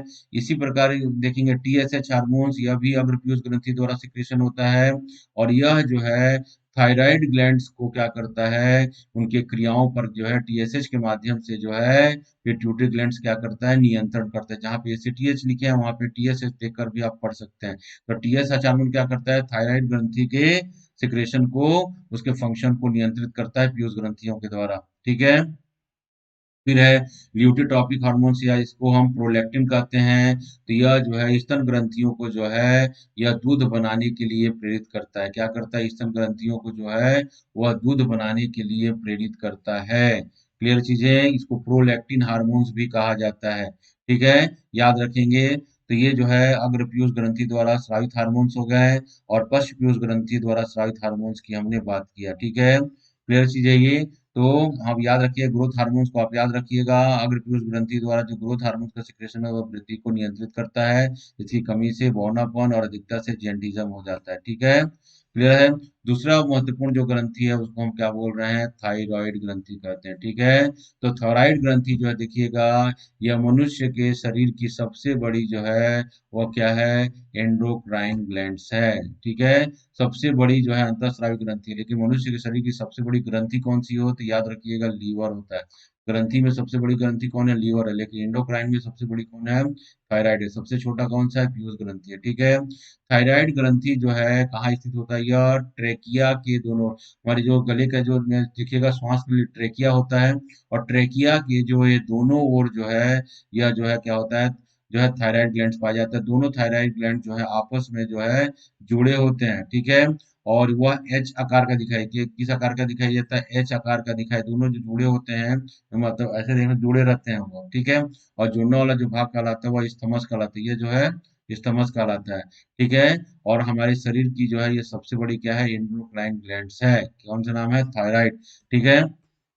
देखिएगा, थायराइड ग्लैंड जैसे मान लीजिए पिट्यूटरी ग्लैंड्स है, तो पिट्यूटरी ग्लैंड के द्वारा आपको बताया था कि टीएसएच का सिक्रेशन हो जाता है, और टीएसएच अपना किसको कहाँ ले जाता है, मैसेज को थायराइड ग्रंथि पर ले जाता है, थायराइड ग्लैंड्स पर ले जाता है टीएसएच। और यहाँ पर क्या होता है, थायरॉक्सिन हार्मोन्स का सिक्रेशन करने को प्रेरित करता है। थायरॉक्सिन हार्मोन जो है T3 एंड T4 फॉर्म में रहता है। क्लियर चीज है ये। और थायरॉक्सिन हार्मोन्स का अगर मान लीजिए शरीर में अधिकता हो जाता है, तो यह नेगेटिव फीडबैक सिस्टम जाता है, बोलता है अब थायरॉक्सिन हार्मोन्स को क्या करो, कम करो।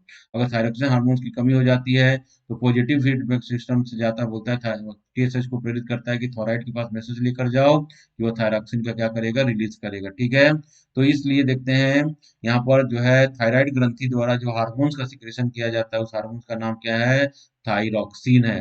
थायरॉक्सिन का जो मेन घटक होता है वो होता है आयोडीन होता है। क्या होता है, आयोडीन होता है। क्लियर चीज है ये, ठीक है। तो थायरॉक्सिन हार्मोन्स का क्या काम है, थायरॉइड, इसको थायराइड हार्मोन्स या थायरॉक्सिन हार्मोन्स कहते हैं। तो थायरॉक्सिन हार्मोन्स का जो मेन काम है वह है हमारे शरीर की क्या करता है, मेटाबॉलिक क्रियाओं को क्या करता है, रेगुलेट करता है, मेंटेन करता है। ठीक है, हमारे शरीर की चयापचय क्रियाओं को क्या करता है, नियंत्रित करता है। ठीक है, यह शरीर की वृद्धि को हड्डियों के और के विकास को क्या करता है, इंड्यूस्ड करता है। अगर बचपन में इस हार्मोन्स की कमी हो जाती है तो बच्चा जो है विकलांग भी हो सकता है, मेंटली रिटार्डेड भी हो सकता है। ठीक है, यह जनन अंगों के सामान्य कार्य करने के लिए भी यह जरूरी होता है हार्मोन्स। ठीक है, और पीयूष ग्रंथि हार्मोन के साथ मिलकर क्या करता है, यह जल संतुलन को भी नियंत्रित करता है। तो जल संतुलन को आप यहाँ पर मत रखिएगा, नहीं तो आप कंफ्यूजन हो जाएंगे, एडीएस से आप कंफ्यूज कर जाएंगे। यहाँ पर क्या करता है, यह जो है शरीर के मेटाबॉलिक कार्यों को क्या करता है, नियंत्रित करता है, शरीर की सामान्य वृद्धि को रेगुलेट करता है।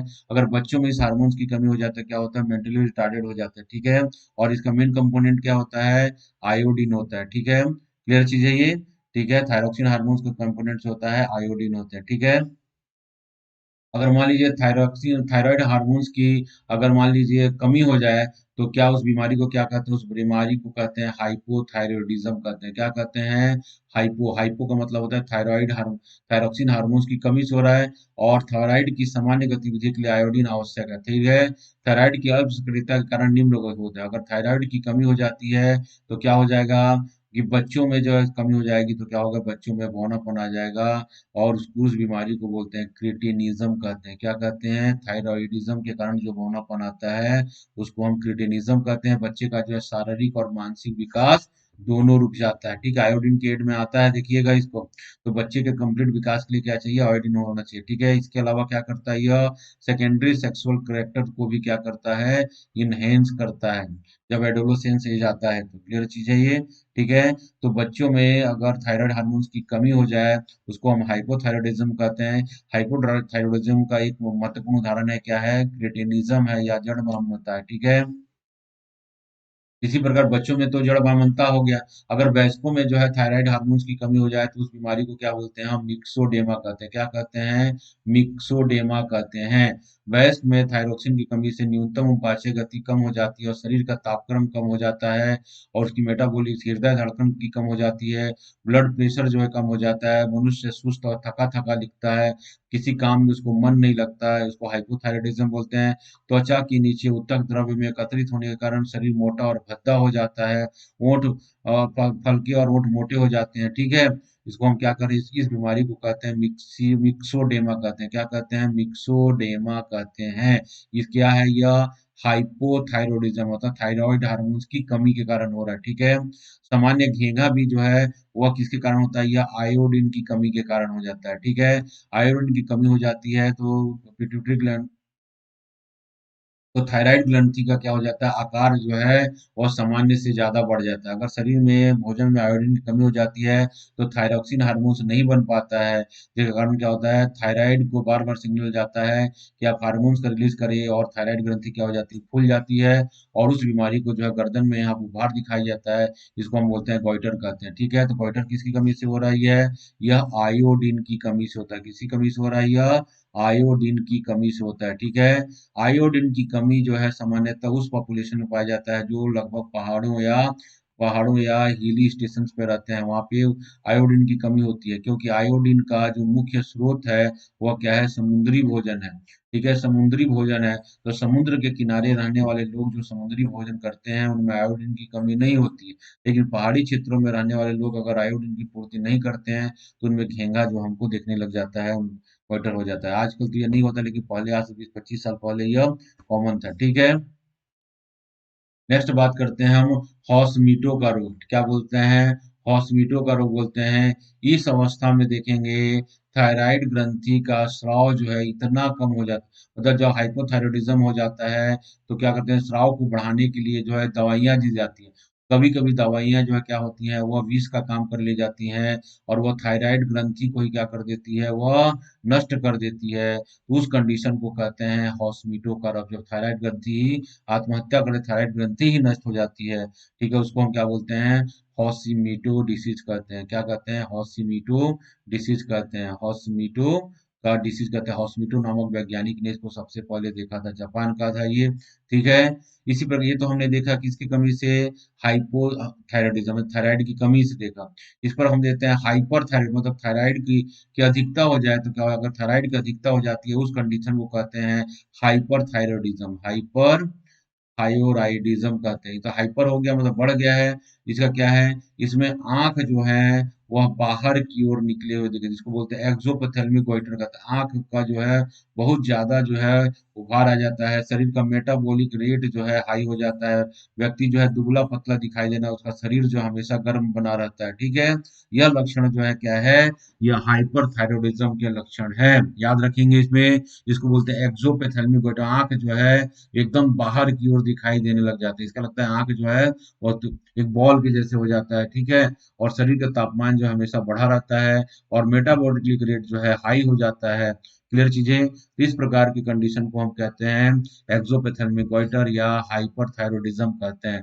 तो थायराइड की कमी से और अधिकता से दोनों ही नुकसान है, इसलिए हार्मोन जो है ये अपने नियत मात्रा में होते हैं, ठीक है।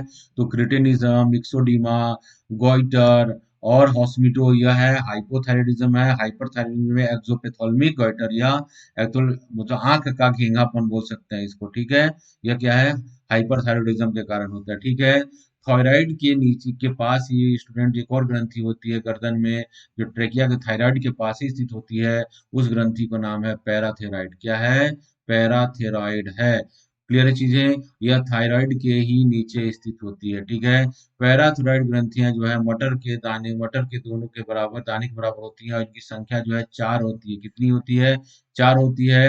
और यह जो है थायराइड ग्रंथि के पास ही स्थित होती है, ठीक है। इसके द्वारा जो हार्मोन्स का सिक्रेशन किया जाता है उसको पीटीएच हार्मोन्स या उसको जो है कहते हैं पैराथार्मोन। क्या कहते हैं इसको, पैराथार पैराथार्मोन, पैरा हार्मोन कहते हैं, ठीक है। इसको शॉर्ट में हम पीटीएच लिखते हैं, ठीक है। या क्या करते हैं, इसको कॉलिप हार्मोन्स भी कहते हैं, इसको कॉलिप्स हार्मोन्स भी कहते हैं। क्या कहते हैं इसको, कॉलिप हार्मोन्स भी कहते हैं। कॉलिप ने सबसे पहले देखा था, इसलिए इसको कॉलिप्स हार्मोन्स कहते हैं, ठीक है। यह हार्मोन्स क्या करता है, यह हार्मोन जो है ब्लड में या सीरम में जो है कैल्शियम की मात्रा को क्या करता है, यह रेगुलेट करता है। क्या करता है, यह कैल्शियम की मात्रा को जो है रेगुलेट करता है। याद रखेंगे, यह कैल्शियम की मात्रा को ब्लड में क्या करता है, रेगुलेट करता है। कैल्शियम और फॉस्फेट की मात्रा को रेगुलेट करता है, ठीक है। इस हार्मोन्स की अगर कमी हो जाता है तो मसल्स में क्या होती है, टिटनी की जैसी उस परिस्थिति हो जाती है। मतलब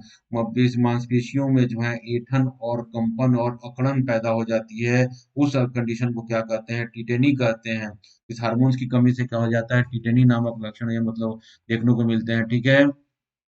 अगर हाइपर हाइपर सिक्रेशन हो जाए तो क्या होगा, ये ग्रंथियों में अगर अधिक वृद्धि हो जाती है, हाइपर सिक्रेशन हो जाता है, तो हड्डियों में से कैल्शियम जो निकल के जो है वह वो तो ब्लड में आ जाता है और हड्डियां जो है कमजोर हो जाती हैं। उस कंडीशन को हम ऑस्टियोपोरोसिस कहते हैं। और ब्लड में जब कैल्शियम आ जाता है तो क्या होता है, ऑर्गन्स में जो है कैल्शियम के जो क्रिस्टल्स बन जाते हैं, जिनको हम क्या कहते हैं, पथरी कहते हैं। लीवर और किडनी और पेंक्रियास में पथरी बन जाती है, ठीक है। तो ये हाइपर सिक्रेशन के लक्षण है। किसके हाइपर सिक्रेशन के लक्षण है ये, पैराथायराइड के। पैराथायराइड के हाइपोसिक्रेशन से क्या हो रहा है, मांसपेशियों में अकड़न और कपकपी, इसको टिटनी कहते हैं। और इसके हाइपर सिक्रेशन से स्टूडेंट्स क्या हो रहा है, ऑस्टियोपोरोसिस हो जाता है, क्योंकि हड्डियों का जो कैल्शियम है वो बाहर निकल कर कहाँ आ जाता है, ब्लड का जो मतलब बोन्स का जो जो कैल्शियम वो निकल कर बाहर हो जाता है और बोन्स जो है कमजोर हो जाते हैं, और ब्लड में आने के बाद क्या करते हैं, ये ऑर्गन्स में जमा हो जाते हैं, ऑर्गन्स का मतलब के अंदर जमा हो जाते हैं, खासकर किडनी में, लीवर में और पेंक्रियास में। तो वह स्टोन को जन्म देते हैं, किसको, पथरी की समस्या को जन्म देते हैं। आप याद रखिएगा चीजों को, ठीक है। क्लियर चीजें। तो आपने दो हार्मोन्स देखा, एक पीयूष ग्रंथि देखा, दूसरा जो है हमने एक पीयूष, तीन हार्मोन्स देखा, एक ने पीयूष ग्रंथि देखा, दूसरा हमने थायराइड देखा, और तीसरा जो है पैराथायराइड देखा, ठीक है। पैराथायराइड हार्मोन्स के द्वारा जो है पैराथायराइड हार्मोन का सिक्रेशन करते हैं, जिसको हम पीटीएच भी बोलते हैं। इसकी कमी से टिटेनी और अधिकता से जो है ऑस्टियोपोरोसिस और किडनी की पथरी की समस्या होती है, ठीक है। अब दूसरा जो ग्रंथि है वो है एड्रीनल ग्लैंड्स। क्या कहते हैं इसको, एड्रीनल। एड्रीनल का मतलब, रीनल का मतलब क्या होता है, रीनल का मतलब क्या होता है, रीनल का मतलब होता है किडनी, और एड्रीनल मतलब किडनी के ऊपर, ठीक है। तो हमारे शरीर में जो है यह किडनी के दोनों किडनी, तो हमारे शरीर में दो किडनी होता है, और किडनी के ऊपर जो है यह एक सेम के दाने के जैसे जो है आकृति दिखाई जाती है, जिसको हम बोलते हैं एड्रीनल या अधिवृक्क ग्रंथि कहते हैं। क्या बोलते हैं इसको, अधिवृक्क ग्रंथि कहते हैं, अधिवृक्क ग्रंथि कहते हैं। क्या कह रहे हैं, अधिवृक्क ग्रंथि कहते हैं ये, ठीक है। ये किडनी के दोनों तरफ होता है, ये देखिएगा इसका लोकेशन है ये, इसलिए इसको एड्रिनल ग्लैंड्स कहते हैं। क्या कहते हैं इसको, हम एड्रिनल ग्लैंड्स कहते हैं, ठीक है। एड्रिनल ग्रंथि को अगर हम इसका टीएस सेक्शन करते हैं, तो यह जो है देखेंगे, यह दो भागों से स्पष्ट रूप से बना होता है, ठीक है। अंदर की ओर जो है क्या कहलाता है, यह मेडुला कहलाता है। क्या कहलाता है, मेडुला कहलाता है। बाहर का भाग जो है क्या कहलाता है, यह कॉर्टेक्स कहलाता है, ठीक है। तो देखेंगे, अगर एड्रिनल ग्लैंड्स की बात करते हैं तो क्या होता है, एड्रिनल ग्लैंड जो है वह किडनी के ऊपर जो है स्थित होता है, इसलिए इसको एड्रिनल या सुप्रा रीनल ग्लैंड्स भी कहा जाता है। हिंदी में इसको अधिवृक्क ग्रंथि कहा जाता है, ठीक है। इसका हम टीएस सेक्शन करते हैं, यह दो भागों में स्पष्ट रूप से बना होता है। अंदर की ओर ये मेडुला होता है जो डार्क दिखाई दे रहा है, और बाहर की ओर जो है कॉर्टेक्स का होता है, ठीक है। क्लियर चीजें। अंदर की ओर मैं अगर रीड कर रहा हूँ, देखिए ये मेडुला है ये, यह क्या है, मेडुला है, ठीक है। और यहाँ से यहाँ तक क्या कहलाता है, यह पूरा क्या है, यह कॉर्टेक्स है। क्या है यह कॉर्टेक्स है। कॉर्टेक्स के तीन पार्ट हो गए, एक पार्ट हो गया, या दो पार्ट हो गया, या तीन पार्ट हो गया, मेडुला का ये है, ठीक है। तो ये मेडुला, एड्रिनल मेडुला कहला रहा है यह। और मेडुला के द्वारा जो है हार्मोन का जो सिक्रेशन होता है उसको हम बोलते हैं एपीनेफ्रीन या नॉर एपीनेफ्रीन, नॉर एपीनेफ्रीन, ठीक है। मेडुला के द्वारा सिक्रेशन, इसको बोलते हैं एड्रेनिन भी कहा जाता है। क्या कहा जाता है, एड्रेनिन या नॉर एड्रेनिन भी कहा जाता है, या नॉर एड्रेनिन का, एपिनेफ्रिन का है या एड्रेनिन का है या नॉर, ये किसके द्वारा सिक्रेशन होता है, मेडुला के द्वारा सिक्रेशन होता है, ठीक है। इसी प्रकार जो है कॉर्टेक्स के द्वारा जो है तीनों पार्ट से जो अलग अलग हार्मोन का सिक्रेशन होता है। पहले पार्ट से जो है, जिसको हम बोलते हैं जोना ग्लोमेरुलुसा कहते हैं, ये पहला वाला पार्ट है। यहाँ से जो हार्मोन का सिक्रेशन होता है उसको बोलते हैं हम मिनरेलो कॉर्टिकॉइड, मिनरेलो कॉर्टिकॉइड, ठीक है। कॉर्टिकॉइड मतलब ये मिनरल्स, ये हमारे शरीर में क्या करता है, ये मिनरल्स की मात्रा को नियंत्रित करता है। दूसरा जो है जोना फेसिकुलेटा, या जो इसको, इसके द्वारा हार्मोन का सिक्रेशन उसको बोलते हैं ग्लूकोकॉर्टिकॉइड, मतलब ये शरीर में क्या करता है, यह ग्लूकोज की मात्रा को क्या करता है, रेगुलेट करता है।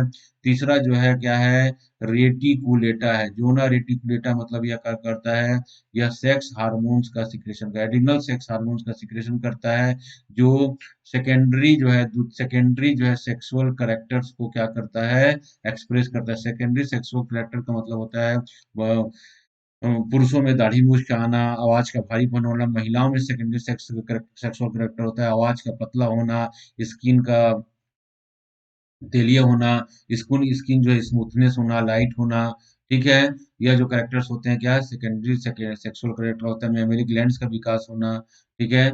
आर्म पिट्स पर हेयर्स का आना, क्लियर चीजें। तो ये सेकेंडरी सेक्सुअल कैरेक्टर्स होते हैं, तो ये इस हार्मोन्स के माध्यम से लाए जाते हैं, जोना रेटिकुलेटा के माध्यम से जो है एड्रिनल सेक्स हार्मोन्स का सिक्रेशन किया जाता है, और जो सेकेंडरी सेक्सुअल कैरेक्टर को क्या करता है, वो शो करता है, ठीक है। और जोना ग्लोमेरुलस द्वारा क्या मिनरेलोकॉर्टिकॉइड हार्मोन का सिक्रेशन किया जाता है, जोना फेसिकुलेटर द्वारा ग्लूकोकॉर्टिकॉइड हार्मोन का सिक्रेशन किया जाता है, और जोना रेटिकुलेटर द्वारा जो है लिंगी हार्मोन्स का सिक्रेशन किया जाता है। किस प्रकार के लिंगी? एड्रिनल लिंगी हार्मोन बनेंगे, या द्वितीयक जो है सेक्सुअल करेक्टर्स को क्या, लिंगी करेक्टर्स को क्या करता है, एक्सप्रेस करता है, ठीक है। क्लियर चीज है ये, याद रहेगा चीजों को, ठीक है। ये आप ये रीजन कीजिए इसको एड्रिनल ग्रंथि द्वारा, देखिएगा कॉर्टेक्स के द्वारा जो है मिनरेलोकॉर्टिकॉइड, ग्लूकोकॉर्टिकॉइड और लिंगी हार्मोन्स जो है का सिक्रेशन होता है। लिंगी हार्मोन्स और क्या करता है, सेकेंडरी सेक्टोकॉर्टिकॉइड ग्लूकोकॉर्टिक क्या करता है, ग्लूकोज मेटाबॉलिज्म को मेंटेन करता है। मिनरलोकॉर्टिकॉइड क्या करता है, ये हमारे शरीर में सोडियम और पोटेशियम क्या करता है, मात्रा को नियंत्रित करने का कार्य करता है, ठीक है। क्लियर चीजें। एड्रिनल मेडुला के द्वारा क्या काम होता है, एड्रिनल मेडुला द्वारा दो हार्मोन्स का सिक्रेशन होता है, एपिनेफ्रिन और नॉन एपिनेफ्रिन, या एड्रिनिन या नॉर एड्रिनिन हार्मोन्स का सिक्रेशन होता है। आप ये स्क्रीन पे दिख रहे हैं, आप इसको पढ़िएगा, ठीक है। अगर कंबाइंड रूप से हम बात करते हैं, देखिएगा एड्रिनल जो है ग्लैंड के द्वारा एड्रिनल कॉर्टेक्स और एड्रिनल मेडुला, मेडुला प्रकार दो प्रकार का हार्मोन, एपिनेफ्रिन नॉन एपिनेफ्रिन, इसी को एड्रिनिन भी कहा जाता है। या देखिएगा कॉर्टेक्स के तीन पार्ट होते हैं, जोना ग्लोमेरुलसा, जोना फेसिकुलेटा, जोना रेटिकुलेटा। जोना रेटिकुलेटा द्वारा सेक्स हार्मोन्स का, फेसिकुलेटा द्वारा ग्लूकोकॉर्टिकाइड का, और इसके द्वारा है मिनरलोकॉर्टिकाइड का। तो क्या करता है मिनरलोकॉर्टिकाइड, क्या करता है, सोडियम और पोटेशियम आयन को रेगुलेट करता है, या ग्लूकोज को रेगुलेट करने का कार्य करता है ब्लड में, और यह जो है क्या करता है, द्वितीयक लैंगिक लक्षणों को प्रेरित करता है, लैंगिक लक्षणों को प्रेरित करता है, ठीक है। इस संदर्भ में याद रखिएगा, ठीक है। अगर अगर स्टूडेंट्स हम बात करें एड्रिनल कॉर्टेक्स के जो हार्मोन्स के का जो एड्रिनल कॉर्टेक्स के जो कंबाइंड उससे बात करते हैं, तीन हार्मोन्स होते हैं ना इसमें, कौन कौन से, मिनरेलोकॉर्टिकॉइड, ग्लूकोकॉर्टिकॉइड और जो है सेक्स हार्मोन। इन तीनों हार्मोन्स का अगर कंबाइंड रूप से हम बात करते हैं, इस हार्मोन्स की अगर कमी हो जाए तो उसको बोलते हैं हाइपो एड्रेनलिज्म। क्या कहते हैं इसको, हाइपो एड्रेनिज्म कहते हैं। एड्रिनल कॉर्टेक्स की अगर में पाए जाने वाले हार्मोन्स की अगर कमी हो जाती है तो उसको हम क्या कहते हैं, हाइपो एंड्रेनलिज्म कहते हैं। तो हाइपो एंड्रेनलिज्म का क्या लक्षण होगा, ब्लड में जो है वो सोडियम का स्तर घट जाएगा, पोटेशियम का स्तर बढ़ जाएगा। सोडियम पोटेशियम एक दूसरे के अपोजिट काम करते हैं, ठीक है। फटीग की स्थिति उत्पन्न होगी, मतलब रक्ताणुओं की संख्या में वृद्धि होगी, उपापचय दर का मेटाबॉलिक रेट गिर जाएगा, और रुधिर ग्लूकोज मात्रा में इरेगुलेट हो जाएगा, ठीक है। इस कंडीशन को हम एडिशन रोग कहते हैं। यह कंडीशन जो क्या कहलाती है, एडिशन जो है रोग कहते हैं। एडिशन के रोग कहते हैं। एडिशन नामक साइंटिस्ट ने इसको सबसे पहले पता लगाया था, इसलिए इस बीमारी का नाम क्या रख दिया गया है, इस लक्षण को एडिशन रोग रखा गया है। तो इसको याद रखिएगा, hypo एड्रेनिज्म into in sense of cortical cortex region causes of disease या malformities एडिशंस डिसीज। ऐसे याद रखिएगा कि एड्रिनल कॉर्टेक्स के हाइपो सिक्रेशन से जो है, जो कम सिक्रेशन एड्रिनल कॉर्टेक्स के हार्मोन्स की कमी से जो है एडिशंस रोग हो जाता है। एडिशंस रोग के लक्षण क्या है कि ब्लड में सोडियम का स्तर घट जाता है, हमेशा थकावट की जैसी स्थिति बनी रहती है, ठीक है। मेटाबॉलिक रेट हास हो जाता है, और ब्लड में जो रुधिर की ग्लूकोज की मात्रा भी क्या हो जाती है, कम हो जाती है। क्लियर चीज है ये, ठीक है। तो यह जो है एडिशंस रोग के लक्षण है। इसी प्रकार एड्रिनल कॉर्टेक्स के जो हार्मोन्स हैं उनकी अधिकता हो जाए तो क्या होगा, उस कंडीशन को हम बोलेंगे हाइपर एड्रेनलिज्म। क्या कहेंगे, हाइपर एड्रेनलिज्म कहेंगे। सीरम में मतलब ब्लड में जो है सोडियम का स्तर बढ़ जाता है, पोटेशियम का स्तर घट जाता है, ब्लड दाब में सोडियम ब्लड प्रेशर में बढ़ जाता है, रक्त में यूरिया ग्लूकोज की मात्रा बढ़ जाती है, चेहरे पर सूजन हो जाता है। इस बीमारी को कहते हैं हाइपरग्लाइसीमिया। अगर मान लीजिए ब्लड में शुगर की लेवल बढ़ जाती है तो उसको क्या करें, ग्लाइसीमिया कहते हैं, ठीक है। इस कंडीशन को बोलते हैं एड्रिनल डायबिटीज कहते हैं। क्या कहते हैं, एड्रिनल डायबिटीज कहते हैं, ठीक है। क्लियर चीजें। इसी प्रकार हम बात कर रहे थे ना एड्रिनल कॉर्टेक्स के जो सेक्स हार्मोन्स है, अगर उसकी अनियमितता हो जाए तो महिलाओं में जो है वह पुरुषों जैसे लक्षण, मतलब उसका आवाज भारीपन हो जाएगा, ठीक है। और पुरुष में अगर इस हार्मोन्स की असामान्यता हो जाए तो महिलाओं जैसे लक्षण आ जाएंगे, मतलब उसके जो है चेस्ट में जो है फैट्स का डिपोजिशन हो जाएगा, स्तन का विकास होने लग जाता है, ठीक है। उस स्थिति को क्या क्या कहते हैं, एनी एड्रीनोजेनाइटल सिंड्रोम कहते हैं। क्या कहते हैं? एडिनोजेनाइटल सिंड्रोम कहते हैं। पुरुष में जो है महिलाओं के लक्षण दिखने लग जाते हैं, और महिलाओं में पुरुष के लक्षण दिखने लग जाते हैं। ठीक है, महिलाओं में जो है मूछ दाढ़ी आ जाता है। ठीक है, इसको क्या कहते हैं? एडिनोजेनाइटल सिंड्रोम्स कहते हैं। ये क्या होता है? एडिनल मतलब एड्रिनल ग्लैंड्स के जो है में जो सेक्स हार्मोन्स का सिक्रेशन होता है, उसकी असामान्यता के कारण ऐसा होता है। ठीक है, इसी प्रकार एड्रिनल मेडुला के द्वारा जो हार्मोन सिक्रेशन होते हैं वो कौन होते हैं?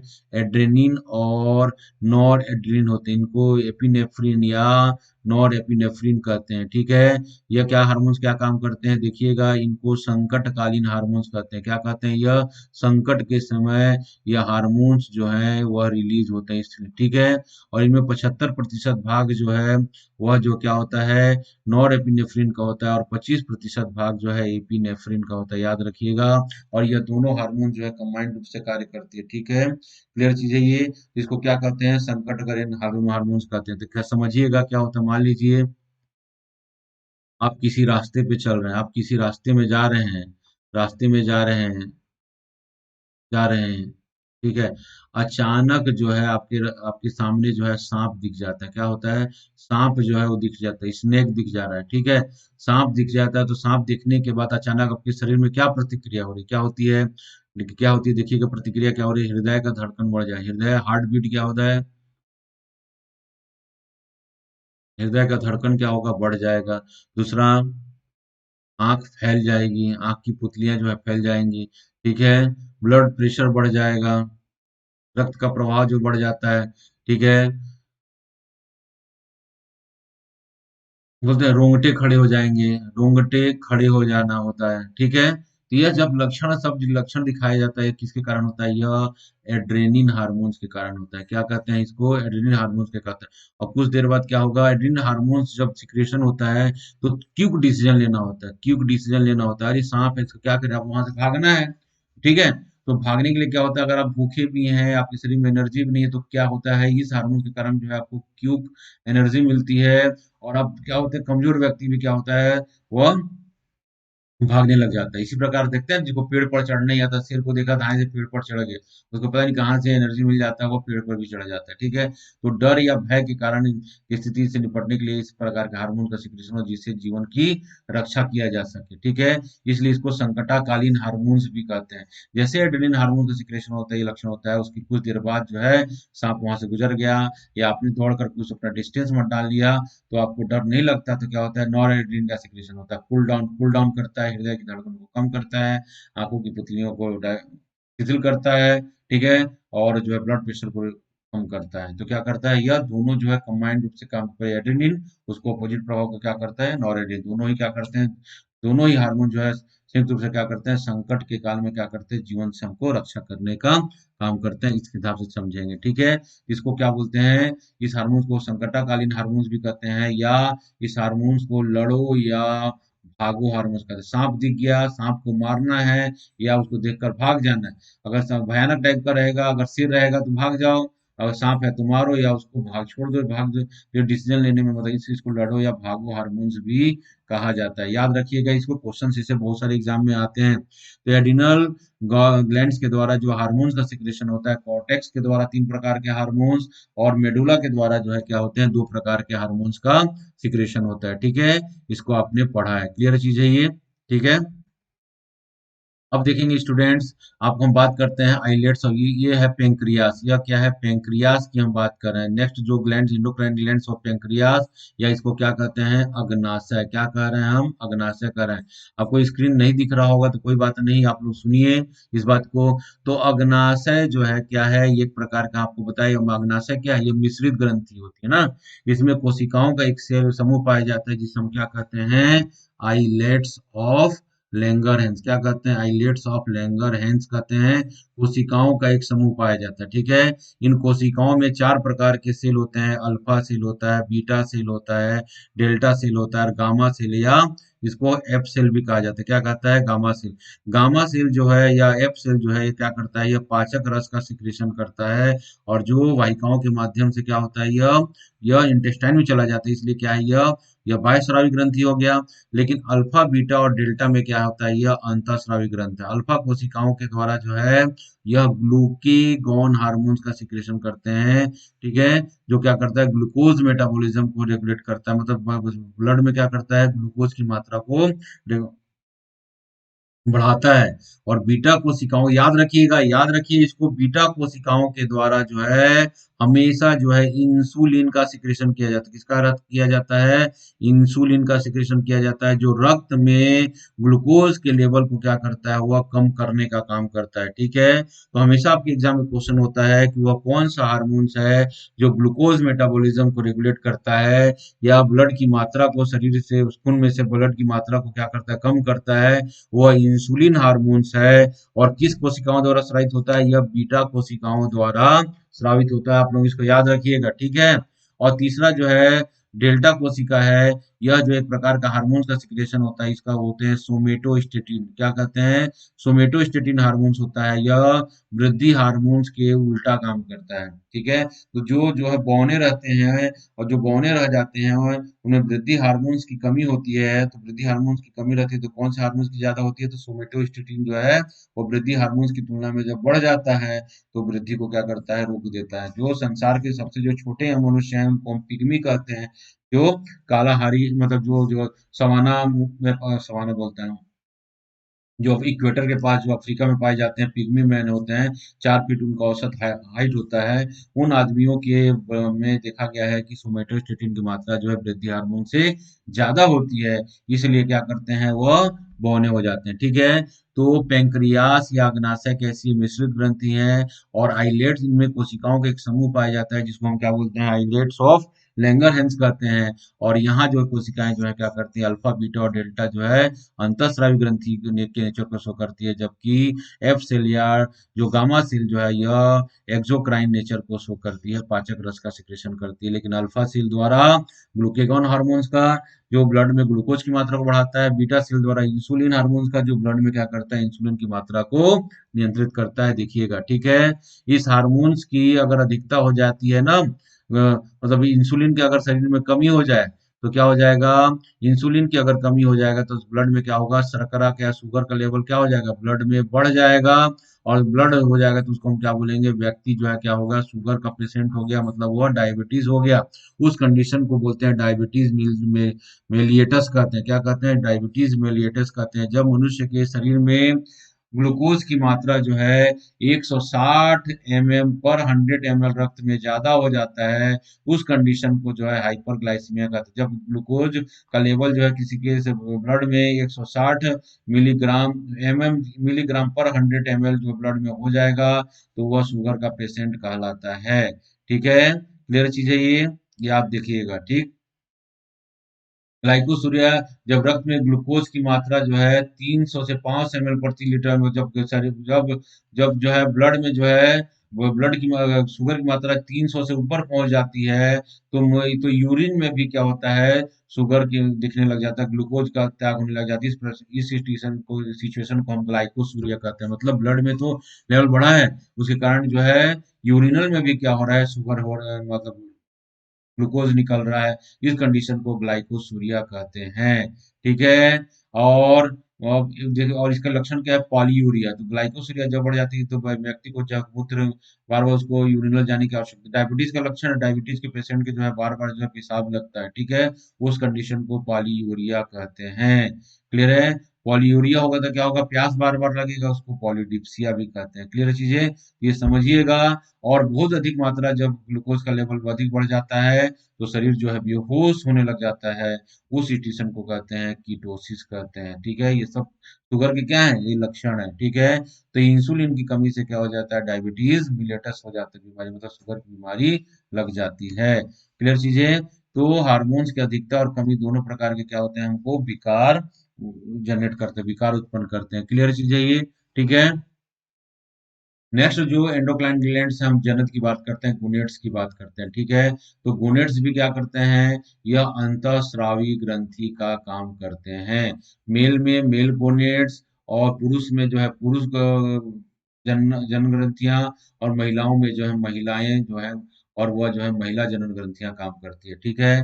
तो पुरुषों में हम देखेंगे, पुरुष में देखिएगा अग्र पीयूष ग्रंथि द्वारा क्या होता है, एफएसएच और एलएच का सिक्रेशन होता है, और यह गोनेट्स को क्या डेवलपमेंट में मदद करता है। तो गोनेट्स के द्वारा दो प्रकार के काम होते हैं, तो होता है क्या होता है, गोनेट्स के अंदर जो टेस्टिस होता है वहां पे क्या होता है, एक सेल्स पाया जाता है, क्या होता है, स्पर्मेटोजेनेसिस को प्रेरित करता है, क्या होता है, स्पर्मेटोजेनेसिस को प्रेरित करता है, ठीक है। स्पर्मेटोजेनेसिस को क्या जो गोनेट्स के द्वारा हार्मोन्स का सिक्रेशन ही किया जाता है, ठीक है। तो गोनेट्स का क्या काम है, यह स्पर्मेटोजेनेसिस को प्रेरित करता है। एफएसएचएलएच क्या कर रहा है, यह स्पर्मेटोजेनेसिस को प्रेरित करता है, मतलब स्पर्म के फॉर्मेशन को प्रेरित करता है। दूसरा क्या करता है, इसके द्वारा जो है मेल जो है सेक्स हार्मोन्स का सिक्रेशन होता है, क्या होता है, मेल सेक्स हार्मोन्स का सिक्रेशन होता है। तो मेल सेक्स हार्मोन्स का सिक्रेशन कहाँ से होता है, तो टेस्टिस के एक सेल पर, टेस्टिस में सेल का समूह पाया जाता है, जिसको हम क्या बोलते हैं, लीडिंग सेल कहते हैं, क्या कहते हैं, लीडिंग सेल कहते हैं। और लीडिंग सेल्स ही क्या करती है, वह वो क्या करती है, वह मेल सेक्स हार्मोन्स का सिक्रेशन करती है, जिसको हम क्या बोलते हैं, टेस्टोस्टेरॉल, क्या कहते हैं उसको, टेस्टोस्टेरॉल कहते हैं, क्या कहते हैं उस मेल सेक्स हार्मोन को, टेस्टोस्टेरॉल कहते हैं। क्या कहते हैं इसको, एंड्रोजन भी कहते हैं, एंड्रोजन। हार्मोन्स को क्या कहते हैं, कंबाइंड रूप से एंड्रो का मतलब होता है पुरुष, तो पुरुष हार्मोन्स का नाम क्या है, टेस्टोस्टेरोन। टेस्टोस्टेरोन क्या करता है, यह जो है जो जनन अंग है उनके वृद्धि को क्या करता है, रेगुलेट करता है, क्लियर है, उनके वृद्धि को क्या करता है, रेगुलेट करता है। इस और स्पर्मेटोजेनेसिस को क्या करता है, यह प्रेरित करता है। स्पर्मेटोजेनेसिस का संदर्भ किस है, स्पर्म के फॉर्मेशन में है। क्लियर चीज है, तो याद रखिएगा। तो गोनेट्स भी क्या करते हैं, एंडोक्राइन ग्लैंड्स की भांति करते हैं। मेल जो गोनेट्स हैं वो क्या करते हैं, मेल सेक्स हार्मोन्स का सिक्रेशन करते हैं, उनको एंड्रोजन या टेस्टोस्टेरॉन कहा जाता है, ठीक है। ये पुरुष हार्मोन्स हैं। इसी प्रकार महिलाओं में जो है, महिला गोनेट्स क्या होता है, ओवरी होता है, क्या होता है, ओवरी होती है, कार्पस ल्यूटियम होता है और प्लेसेंटा होता है। यह तीन जो है होते हैं, जो एंड्रोक्राइन ग्लैंड्स की भांति या अंतःस्रावी ग्रंथि की भांति क्या करते हैं, व्यवहार करते हैं। क्लियर चीज है ये, ठीक है। तो अब क्या करते हैं, देखिएगा पीयूष ग्रंथि के द्वारा क्या होता है, एफएसएचएलएच करते हैं, ठीक है। वो वरी को वरी, एफएसएचएलएच क्या होता है, देखिए एफएसएच है और ये एलएच है, या मतलब कहाँ से सिक्रेशन हुआ, पीयूष ग्रंथि के द्वारा, ठीक है, पिट्यूटरी ग्लैंड के द्वारा सिक्रेशन हो रहा है। और कहाँ काम कर रहा है, यह ओवरी के में आया, ठीक है। ओवरी में आया तो क्या करते हैं, ओवरी को करता है किसके लिए प्रेरित करता है, oogenesis के लिए, क्या करता है, यह oogenesis के लिए, मतलब अंडे के निर्माण के लिए ओवम का फॉर्मेशन करता है ये, ठीक है।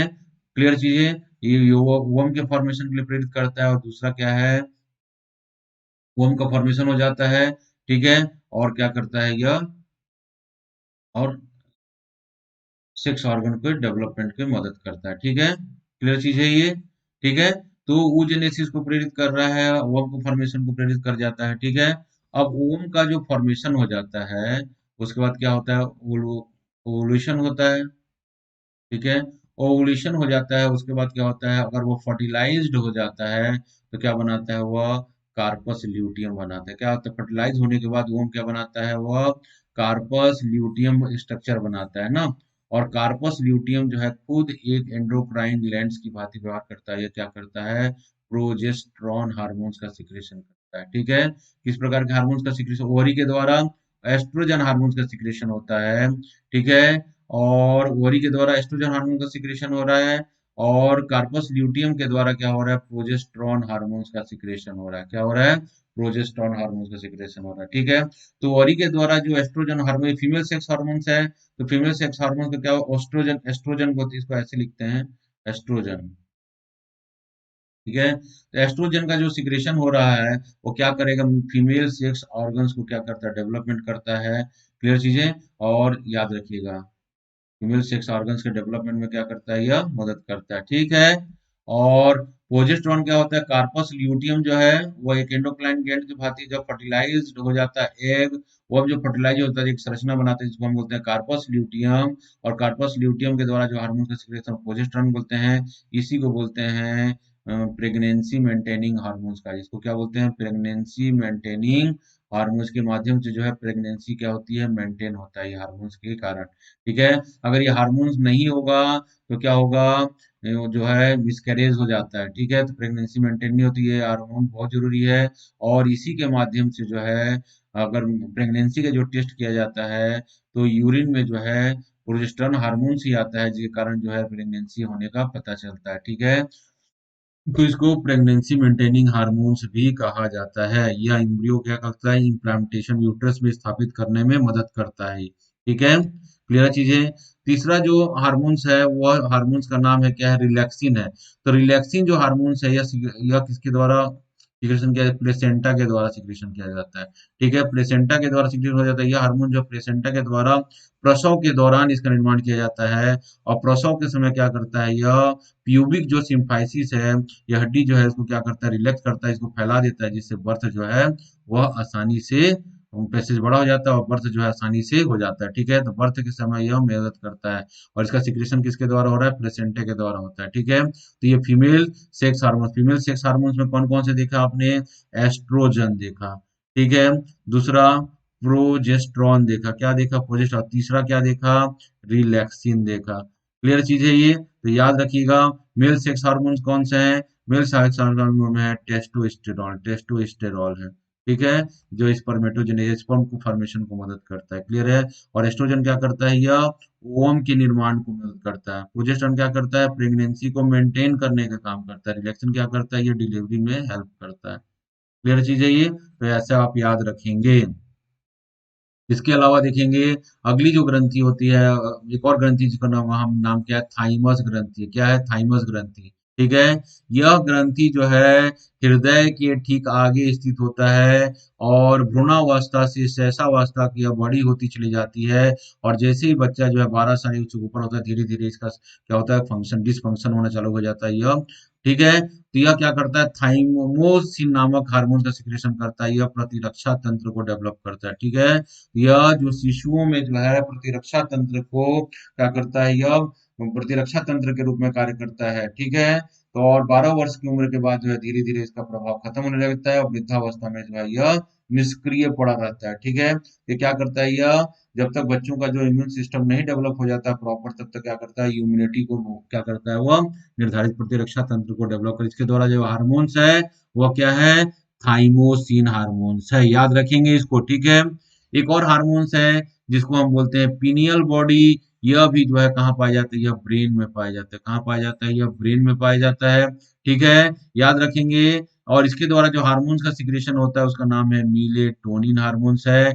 यह बायोलॉजिकल क्लॉक को मेंटेन करता है। किसको मेंटेन करता है, बायोलॉजिकल क्लॉक को मेंटेन करता है, रेगुलेट करता है। ठीक है, क्लियर है। जो बच्चे जन्मजात अंधे होते हैं उनमें क्या होता है कि उनमें देखेंगे यौन अवस्था जो है वह जल्दी आ जाती है। कारण क्या है कि उनमें जो है मेलेटोनिन हार्मोन्स जो है वह जो है क्या होता है, वह नहीं पाया जाता, कम पाया जाता है, जिस कारण जो है प्यूबर्टी जल्दी आ जाती है। याद रखेंगे बस, प्यूबर्टी जल्दी आ जाती है। ठीक है, ये मेलेटोनिन हार्मोन्स और लाइट से इसका संबंध होता है। तो अंधों में जो है वह जो है बायोलॉजी क्या होता है कि मेलेटोनिन हार्मोन्स नहीं पाया जाता है, इसलिए उनका बायोलॉजिकल क्लॉक जो होता है ना कि 12 या 14 15 साल में प्यूबर्टी आएगी, तो इसको क्या करता है, वो पहले ही ला देता है, क्योंकि इसमें मेलेटोनिन हार्मोन्स की कमी हो जाती है। क्लियर चीज है ये, याद रखेंगे चीजों को। तो सेक्सुअली जो है जन्मजात अंधे जो बच्चे होते हैं जल्दी मैच्योर हो जाते हैं। क्लियर चीज है ये। तो मेलेटोनिन हार्मोन्स क्या करता है, बायोलॉजिकल क्लॉक को मेंटेन करता है, खासकर बर्ड्स में, लोअर ऑर्गेनिज्म में बहुत ज्यादा यह एक्टिव रहता है। क्लियर चीज है ये। ठीक है, तो इससे संबंध रखेंगे। ठीक है, ये जो हमने जो आज जो हार्मोन्स के संदर्भ में क्वेश्चन को पढ़ा है, हार्मोन्स को देखा है, उसमें जो प्रमुख प्रमुख जो ग्लैंड्स उसको देखिएगा, पिट्यूटरी ग्लैंड्स है, थायराइड ग्लैंड्स है। ठीक है, तीसरा जो है एड्रिनल ग्लैंड्स है। ठीक है, चौथा जो है पेंक्रियास है। ठीक है, पांचवा जो है गोनेट्स, मतलब जो जनन ग्रंथियों को देख लीजिएगा। ठीक है, गोनेट्स हैं, इसको आप जरूर देखिएगा। ठीक है, छठवां जो है पैराथेरॉइड है।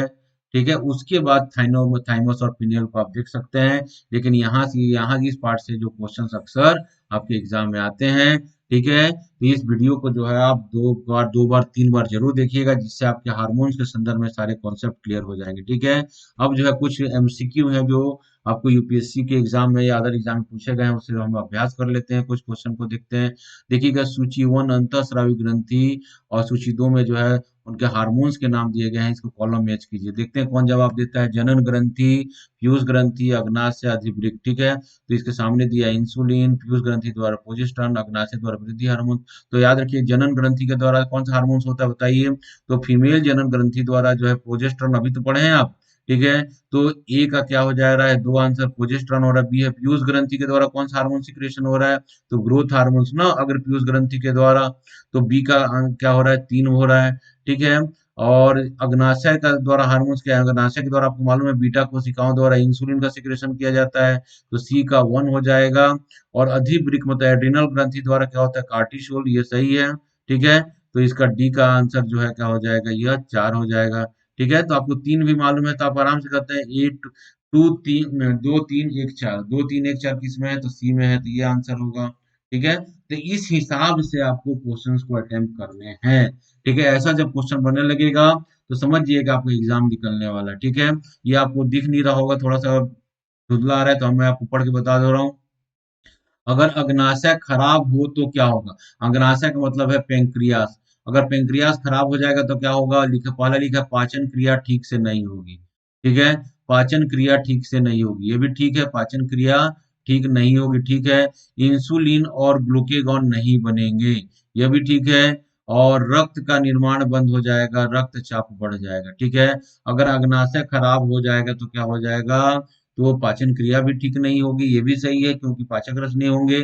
लेकिन यहाँ पर हम इंडोक्राइन ग्लैंड के संदर्भ में देख रहे हैं, तो यहाँ पर इंसुलिन और ग्लूकेगॉन नहीं बनेंगे।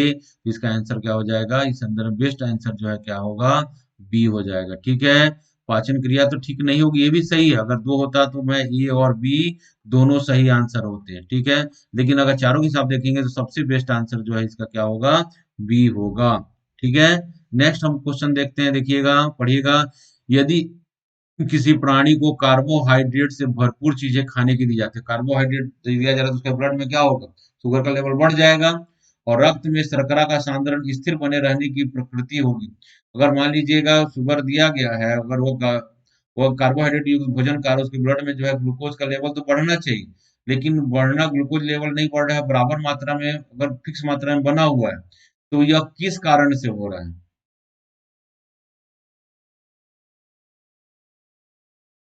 ये किसका कारण, इसका कारण यह है कि प्राणी, देखो इसको पढ़ो एक बार। यदि किसी प्राणी की कार्बोहाइड्रेट भरपूर चीजें खाने दी जाए और उसके रक्त में शर्करा का सांद्रण स्थिर बने रहने की प्रवृत्ति है, जिसका कारण क्या है, पीयूष ग्रंथ के हार्मोन उपापचयी प्रक्रम को नियंत्रित करते हैं, अग्नाशय के हार्मोन ऐसी स्थिति उत्पन्न करते हैं, यकृत रक्त शर्करा की तत्काल अवशोषित करेगा, ग्लूकोज का आत्मनिर्भर होगा। आपको याद है कि पेंक्रियास के द्वारा क्या होता है, इंसुलिन का सिक्रेशन होता है। तो पेंक्रियास के हार्मोन ऐसी परिस्थिति उत्पन्न करते हैं। तो इंसुलिन के संदर्भ में पूछा है और पेंक्रियास यहाँ दिया है, तो इसका संदर्भ क्या होगा, आंसर बी होगा। ये यूपीएससी का क्वेश्चन है ये। ठीक है। तो आप इसको आंसर क्या हो जाएगा, बी मारेंगे, क्योंकि इंसुलिन क्या करता है, ग्लूकोज मेटाबॉलिज्म को रेगुलेट करता है। क्लियर चीजें। आप एक देखेंगे, नेक्स्ट क्वेश्चन है, मैं पढ़ के सुना दे रहा हूँ। इंसुलिन जो है हार्मोन्स क्या है, तो इंसुलिन हार्मोन्स एक ग्लाइकोप्रोटीन है, यह वसीय अम्ल है, पेप्टाइड है, या स्टेरॉयल है। तो इंसुलिन क्या है, इंसुलिन जो है यह क्या है, यह एक ग्लाइकोलिपिड्स है। क्या है, ये ग्लाइकोलिपिड्स है, इसका आंसर होगा ए होगा। नहीं नहीं, सॉरी, इंसुलिन अंतःस्रावी हार्मोन से ये क्या है, यह जो है पेप्टाइड है। इसका आंसर क्या होगा, इसका आंसर जो है सी होगा। ठीक है। यह क्या है, पेप्टाइड है, अमीनो एसिड से बना होता है। ठीक है। तो ये क्या है, पेप्टाइड्स है। ठीक है। तो इंसुलिन क्या है, यह पेप्टाइड है, याद रखिएगा। ठीक है। नेक्स्ट क्वेश्चन, नेक्स्ट क्वेश्चन है, उदक उदक महे मतलब डायबिटीज इंसिपिडस, डायबिटीज मतलब शुगर की बीमारी लग रही है। ठीक है। शुगर वाले व्यक्ति को प्राय प्यास लगती है, पॉलीडिप्सिया होता है। ठीक है। और उदित मुंह वाला व्यक्ति वेसोप्रेसिन के, डायबिटीज इंसिपिडस का मतलब होता है उसको बार बार क्या हो रहा है, मूत्र त्यागने की, मूत्र त्यागने की इच्छा होती है, उसको हम बोलते हैं डायबिटीज इंसिपिडस। ठीक है। और यहाँ पे डायबिटीज मिलेटस का मतलब होता है शुगर। तो यहाँ पर डायबिटीज इंसिपिडस मतलब बार बार उसको मूत्र त्यागने की इच्छा हो रही है। और इस बीमारी वाला जो व्यक्ति है वेसोप्रेसिन के अतिशय स्राव से ग्रस्त रहता है। ठीक है, तो वेसोप्रेसिन का अगर अत्यधिक सिक्रेशन हो जाए, मात्रा जो ब्लड में अधिक हो जाएगी, तो क्या होगा, यूरिन जो है सांद्र होगा। क्या होगा, यूरिन सांद्र होगा। ठीक है, मतलब यूरिन जो है कंसंट्रेट होगा, उसको बार बार मूत्र त्यागने की इच्छा नहीं होगी। तो ए तो सही है, लेकिन आर गलत है। ए, ठीक है, इसका आंसर क्या होगा, ए सही है परंतु आर गलत, इसका आंसर सी होगा। क्लियर है, तो इसका आंसर क्या हो रहा है, इसका आंसर जो है सी होगा। ठीक, याद रखिएगा। नेक्स्ट है, इंसुलिन का उत्पादन किया जाता है। इंसुलिन किसके द्वारा उत्पादन किया जाता है, आइलेट्स ऑफ लैंगरहैंस द्वारा, पीयूष ग्रंथि द्वारा, थायराइड ग्रंथि द्वारा, एड्रिनल ग्रंथि द्वारा। अभी मैं बताया हूँ इंसुलिन का सिक्रेशन जो है पेंक्रियास के द्वारा होता है, और पेंक्रियास में कोशिकाओं का एक समूह पाया जाता है जिससे क्या कहते हैं, आइलेट्स ऑफ लैंगरहैंस। इसका आंसर क्या होगा, ए होगा। ठीक है, नेक्स्ट क्वेश्चन देखेंगे, यकृत और मांसपेशियों में ऊर्जा जमा होती है। यकृत और मांसपेशियों में जो ऊर्जा जमा होती है स्टूडेंट, कार्बोहाइड्रेट्स के रूप में, वसा के रूप में, या प्रोटीन के रूप में, तो इसका आंसर डी होगा। मांसपेशियों में जो ऊर्जा जमा होती है वह क्या होती है, ग्लाइकोजन के रूप में जमा होती है। और ग्लाइकोजन जो है बाद में वह ग्लूकोज में कन्वर्ट होता है, और अधिकतर जो ग्लूकोज होता है वो मांसपेशियों में जमा होकर क्या ग्लाइकोजन के रूप में, फैट के रूप में वो स्किन के नीचे और मांसपेशियों के नीचे जमा हो जाता है। ठीक है, नेक्स्ट क्वेश्चन देखेंगे, गाय और भैंस के थनों में दूध उतारने के लिए किस हार्मोन्स की सुई दी जाती है। आपको मालूम है ना, आपको शुरू में बताया था पिट्यूटरी ग्रंथि के पश्च जो है पिट्यूटरी ग्लैंड से दो प्रकार के हार्मोन, एक है एडीएच हार्मोन्स है, दूसरा ऑक्सीटोसिन हार्मोन्स होता है ना। और ऑक्सीटोसिन क्या करता है, स्तन ग्रंथियों को जो है दूध बनाने के लिए क्या करता है, प्रेरित करता है। इसका आंसर क्या होगा, बी होगा। ठीक है, तो बी इसका आंसर होगा। ठीक है, नेक्स्ट क्वेश्चन देखेंगे, अग्नाशय को पाचक रस के उत्पादन के लिए उत्प्रेरित करने वाला हार्मोन कौन है। ठीक है, तो ये पाचक रस का है। तो अग्नाशय को पाचक रस के लिए उत्तेजित करने वाला हार्मोन कौन होता है, तो यह सिक्रेटिन होता है। क्या होगा, इसका आंसर सी होगा। यह डाइजेस्टिव सिस्टम में पढ़ेंगे इसको, पाचक ग्रंथियों में हम लोग पढ़ेंगे इसको। ठीक है, यहाँ पर आ गया है क्वेश्चन ये, तो इसका आंसर के याद रख लीजिए, सिक्रेटिन हो गए, हार्मोन से इसका कोई संबंध नहीं। नेक्स्ट क्वेश्चन देखेंगे, सूची 1 में दिए गए हार्मोन्स को सूची 2 में दी गई मधु में सम्मिलित कीजिए। ठीक है, adrenaline hormone, oestrogen hormone, insulin hormone, pheromones. Pheromones क्या होते हैं, ये भी केमिकल एक्सचेंजर्स होते हैं, जैसे चींटी में होते हैं गंध, एक यह जंतु स्पेसिफिक होते हैं, एक जंतु जो है दूसरे जंतु का गंध को पहचान कर लेता है। ठीक है, तो यह जो है फिरोमोन्स का सिक्रेशन होता है। चींटी जो है ना, एक लाइन कतार पे चलती है, वह फिरोमोन्स छोड़ते हुए चलता है। ठीक है, तो इसको समझ ले। और जो मार्कर करते हैं ना, तेंदुआ है, शेर है, चाहे अपने एरिया का टेरिटरी को मार्कर करते हैं, तो फिरोमोन्स छोड़कर ये क्या करते हैं, वो अपने टेरिटरी का मार्कर करते हैं। ठीक है, तो एड्रेनिन क्या काम करे, एड्रेनिन देखिए, एड्रेनिन आ रहा है ना, एड्रेनिन मतलब लड़ो या भागो हार्मोन, तो क्या करता है, यह क्रोध, भय और खतरा के समय होता है। तो ए का वन सही है ये। B, oestrogen. एस्ट्रोजन क्या है, यह जो एस्ट्रोजन जो है स्त्री सेक्स हार्मोन्स है, तो ये थ्री होगा। बी का क्या हो जाएगा, 3 हो जाएगा। ठीक है, इंसुलिन क्या करता है, इंसुलिन जो है ग्लूकोज मेटाबॉलिज्म को नियंत्रित करता है, तो सी का 4 हो जाएगा यह। ठीक है, फिरोमोन्स क्या करता है, गंध के बोध के साथी को आकर्षित करता है। ठीक है, फिरोमोन्स डी का क्या हो जाएगा, 3 हो जाएगा।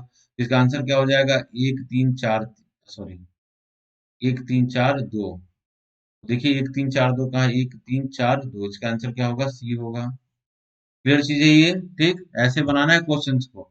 नेक्स्ट देखिएगा, असर्शन रीजनिंग वाला कथन कथन दिया गया है कि अ, पहाड़ी क्षेत्रों में गोइटर जो है एक सामान्य बीमारी, सही है। पहाड़ी क्षेत्रों में लोगों के भोजन में आयोडीन कमी, दोनों सही है, ए और दोनों सही है, तो इसका आंसर क्या हो जाएगा, ए हो जाएगा। ठीक है, फिर क्वेश्चन देख रहे हैं, किस हार्मोन्स के स्रावित होने से हृदय गति बढ़ जाती है तथा उत्तेजना का अनुभव होता है। ठीक है, किस हार्मोन्स के स्रावित होने से हृदय गति बढ़ जाती है तथा उत्तेजना का अनुभव होता है। तो आपको मालूम है कि एड्रेनलिन हार्मोन्स के उत्तेजना का गति बढ़ जा रही है, तो इसका आंसर क्या होगा, सी, एड्रेनिन होगा आंसर इसका। ठीक है, नेक्स्ट क्वेश्चन है, यह मानव शरीर की दूसरी सबसे बड़ी ग्रंथि, यहाँ पे इंडोक्राइन ग्लैंड नहीं पूछे, दूसरी सबसे बड़ी ग्रंथि है। इसका रस एक विशेष प्रकार की कोशिकाओं से स्रावित होता है, जिसको हम बोलते हैं आइलेट्स ऑफ लंगरहंस का, जो एफ सेल या डेल्टा गामा सेल ठीक है। इसके रस को पूर्ण पाचक रस कहा जाता है, गामा सेल द्वारा जो सिक्रेशन उसको पूर्ण पाचक रस कहा जाता है। तो ऐसी कौन सी ग्रंथि के बारे में बात कर रहा है? तो स्टूडेंट यह याद रखिएगा, यह किसके बारे में बात कर रहा है? यह अग्नाशय के बारे में या पेंक्रियास के बारे में बात कर रहा है। तो इसका आंसर क्या होगा? सी होगा। ठीक है, याद रखेंगे इसको। नेक्स्ट क्वेश्चन देखेंगे। नहीं दिख रहा होगा, देखिए मैं पढ़। मानव शरीर में सबसे छोटी अंतःस्रावी ग्रंथि कौन है? आपको बताया हूँ, एडिनल है कि पेंक्रियाज है कि थायराइड है। कौन सा सबसे छोटी ग्रंथि है? तो पिट्यूटरी पीयूष ग्रंथि जो है सबसे छोटी ग्रंथि। आंसर क्या होगा? डी होगा इसका। ठीक है, पीयूष ग्रंथि क्या होगा? पीयूष ग्रंथि जो है हमारे शरीर की सबसे छोटी क्या है? अंतःस्रावी ग्रंथि है। क्लियर है। नेक्स्ट क्वेश्चन देखिएगा, ये आईएएस का क्वेश्चन है। माँ और शिशु के बीच गले लगाना, माँ का बच्चे को चूमना निम्न हार्मोन से किसके मोचन को प्रेरित करता है? मतलब यह पेरेंटल केयर जो है, यह हार्मोन जो है, या ममता जो है, या वात्सल्य जो दिखाता है, वह जो है किस हार्मोन्स को प्रेरित करता है? तो यह हमेशा याद रखिएगा, वो हार्मोन्स क्या होता है? वह ऑक्सीटोसिन हार्मोन्स ही होता है। ठीक है, यहाँ पे प्रोलैक्टिन होता है, तो वह ऑक्सीटोसिन हार्मोन्स के कारण ही क्या होता है? पेरेंटल केयर जो है और डेवलप होता है। ठीक है, इसका आंसर क्या होगा? डी होगा। ठीक, तो इस प्रकार जो है आपने क्वेश्चंस को क्या किया? सॉल्व किया, देखा। और इस वीडियो को आप जो है हर स्टूडेंट कम से कम 2 बार जरूर देखें। और मेरा वीडियो को देखने के लिए सब्सक्राइब की UGM10 के साथ आप एडमिशन लीजिएगा और आपको 10% का बेनिफिट्स मिलता है। या मेरे वीडियो को देखिएगा, डायरेक्ट आप UGM10 को डालेंगे और सब्सक्राइब करेंगे तो मेरा वीडियो जो है फ्री, मतलब और ये जो वीडियो है आपको फ्री में आपको अवेलेबल हो जाएगा। ठीक है, और फ्री में वीडियो देखना है तो स्पेशल वीडियो देखना है तो SPUGM10 के माध्यम से आप ऐप में जाकर मेरे जो फ्री जो है क्लासेस को आप पढ़ सकते हैं, देख सकते हैं उस पर। ठीक है, तो बिल्कुल आप क्लास में बने रहिए, क्लास को देखते रहिए।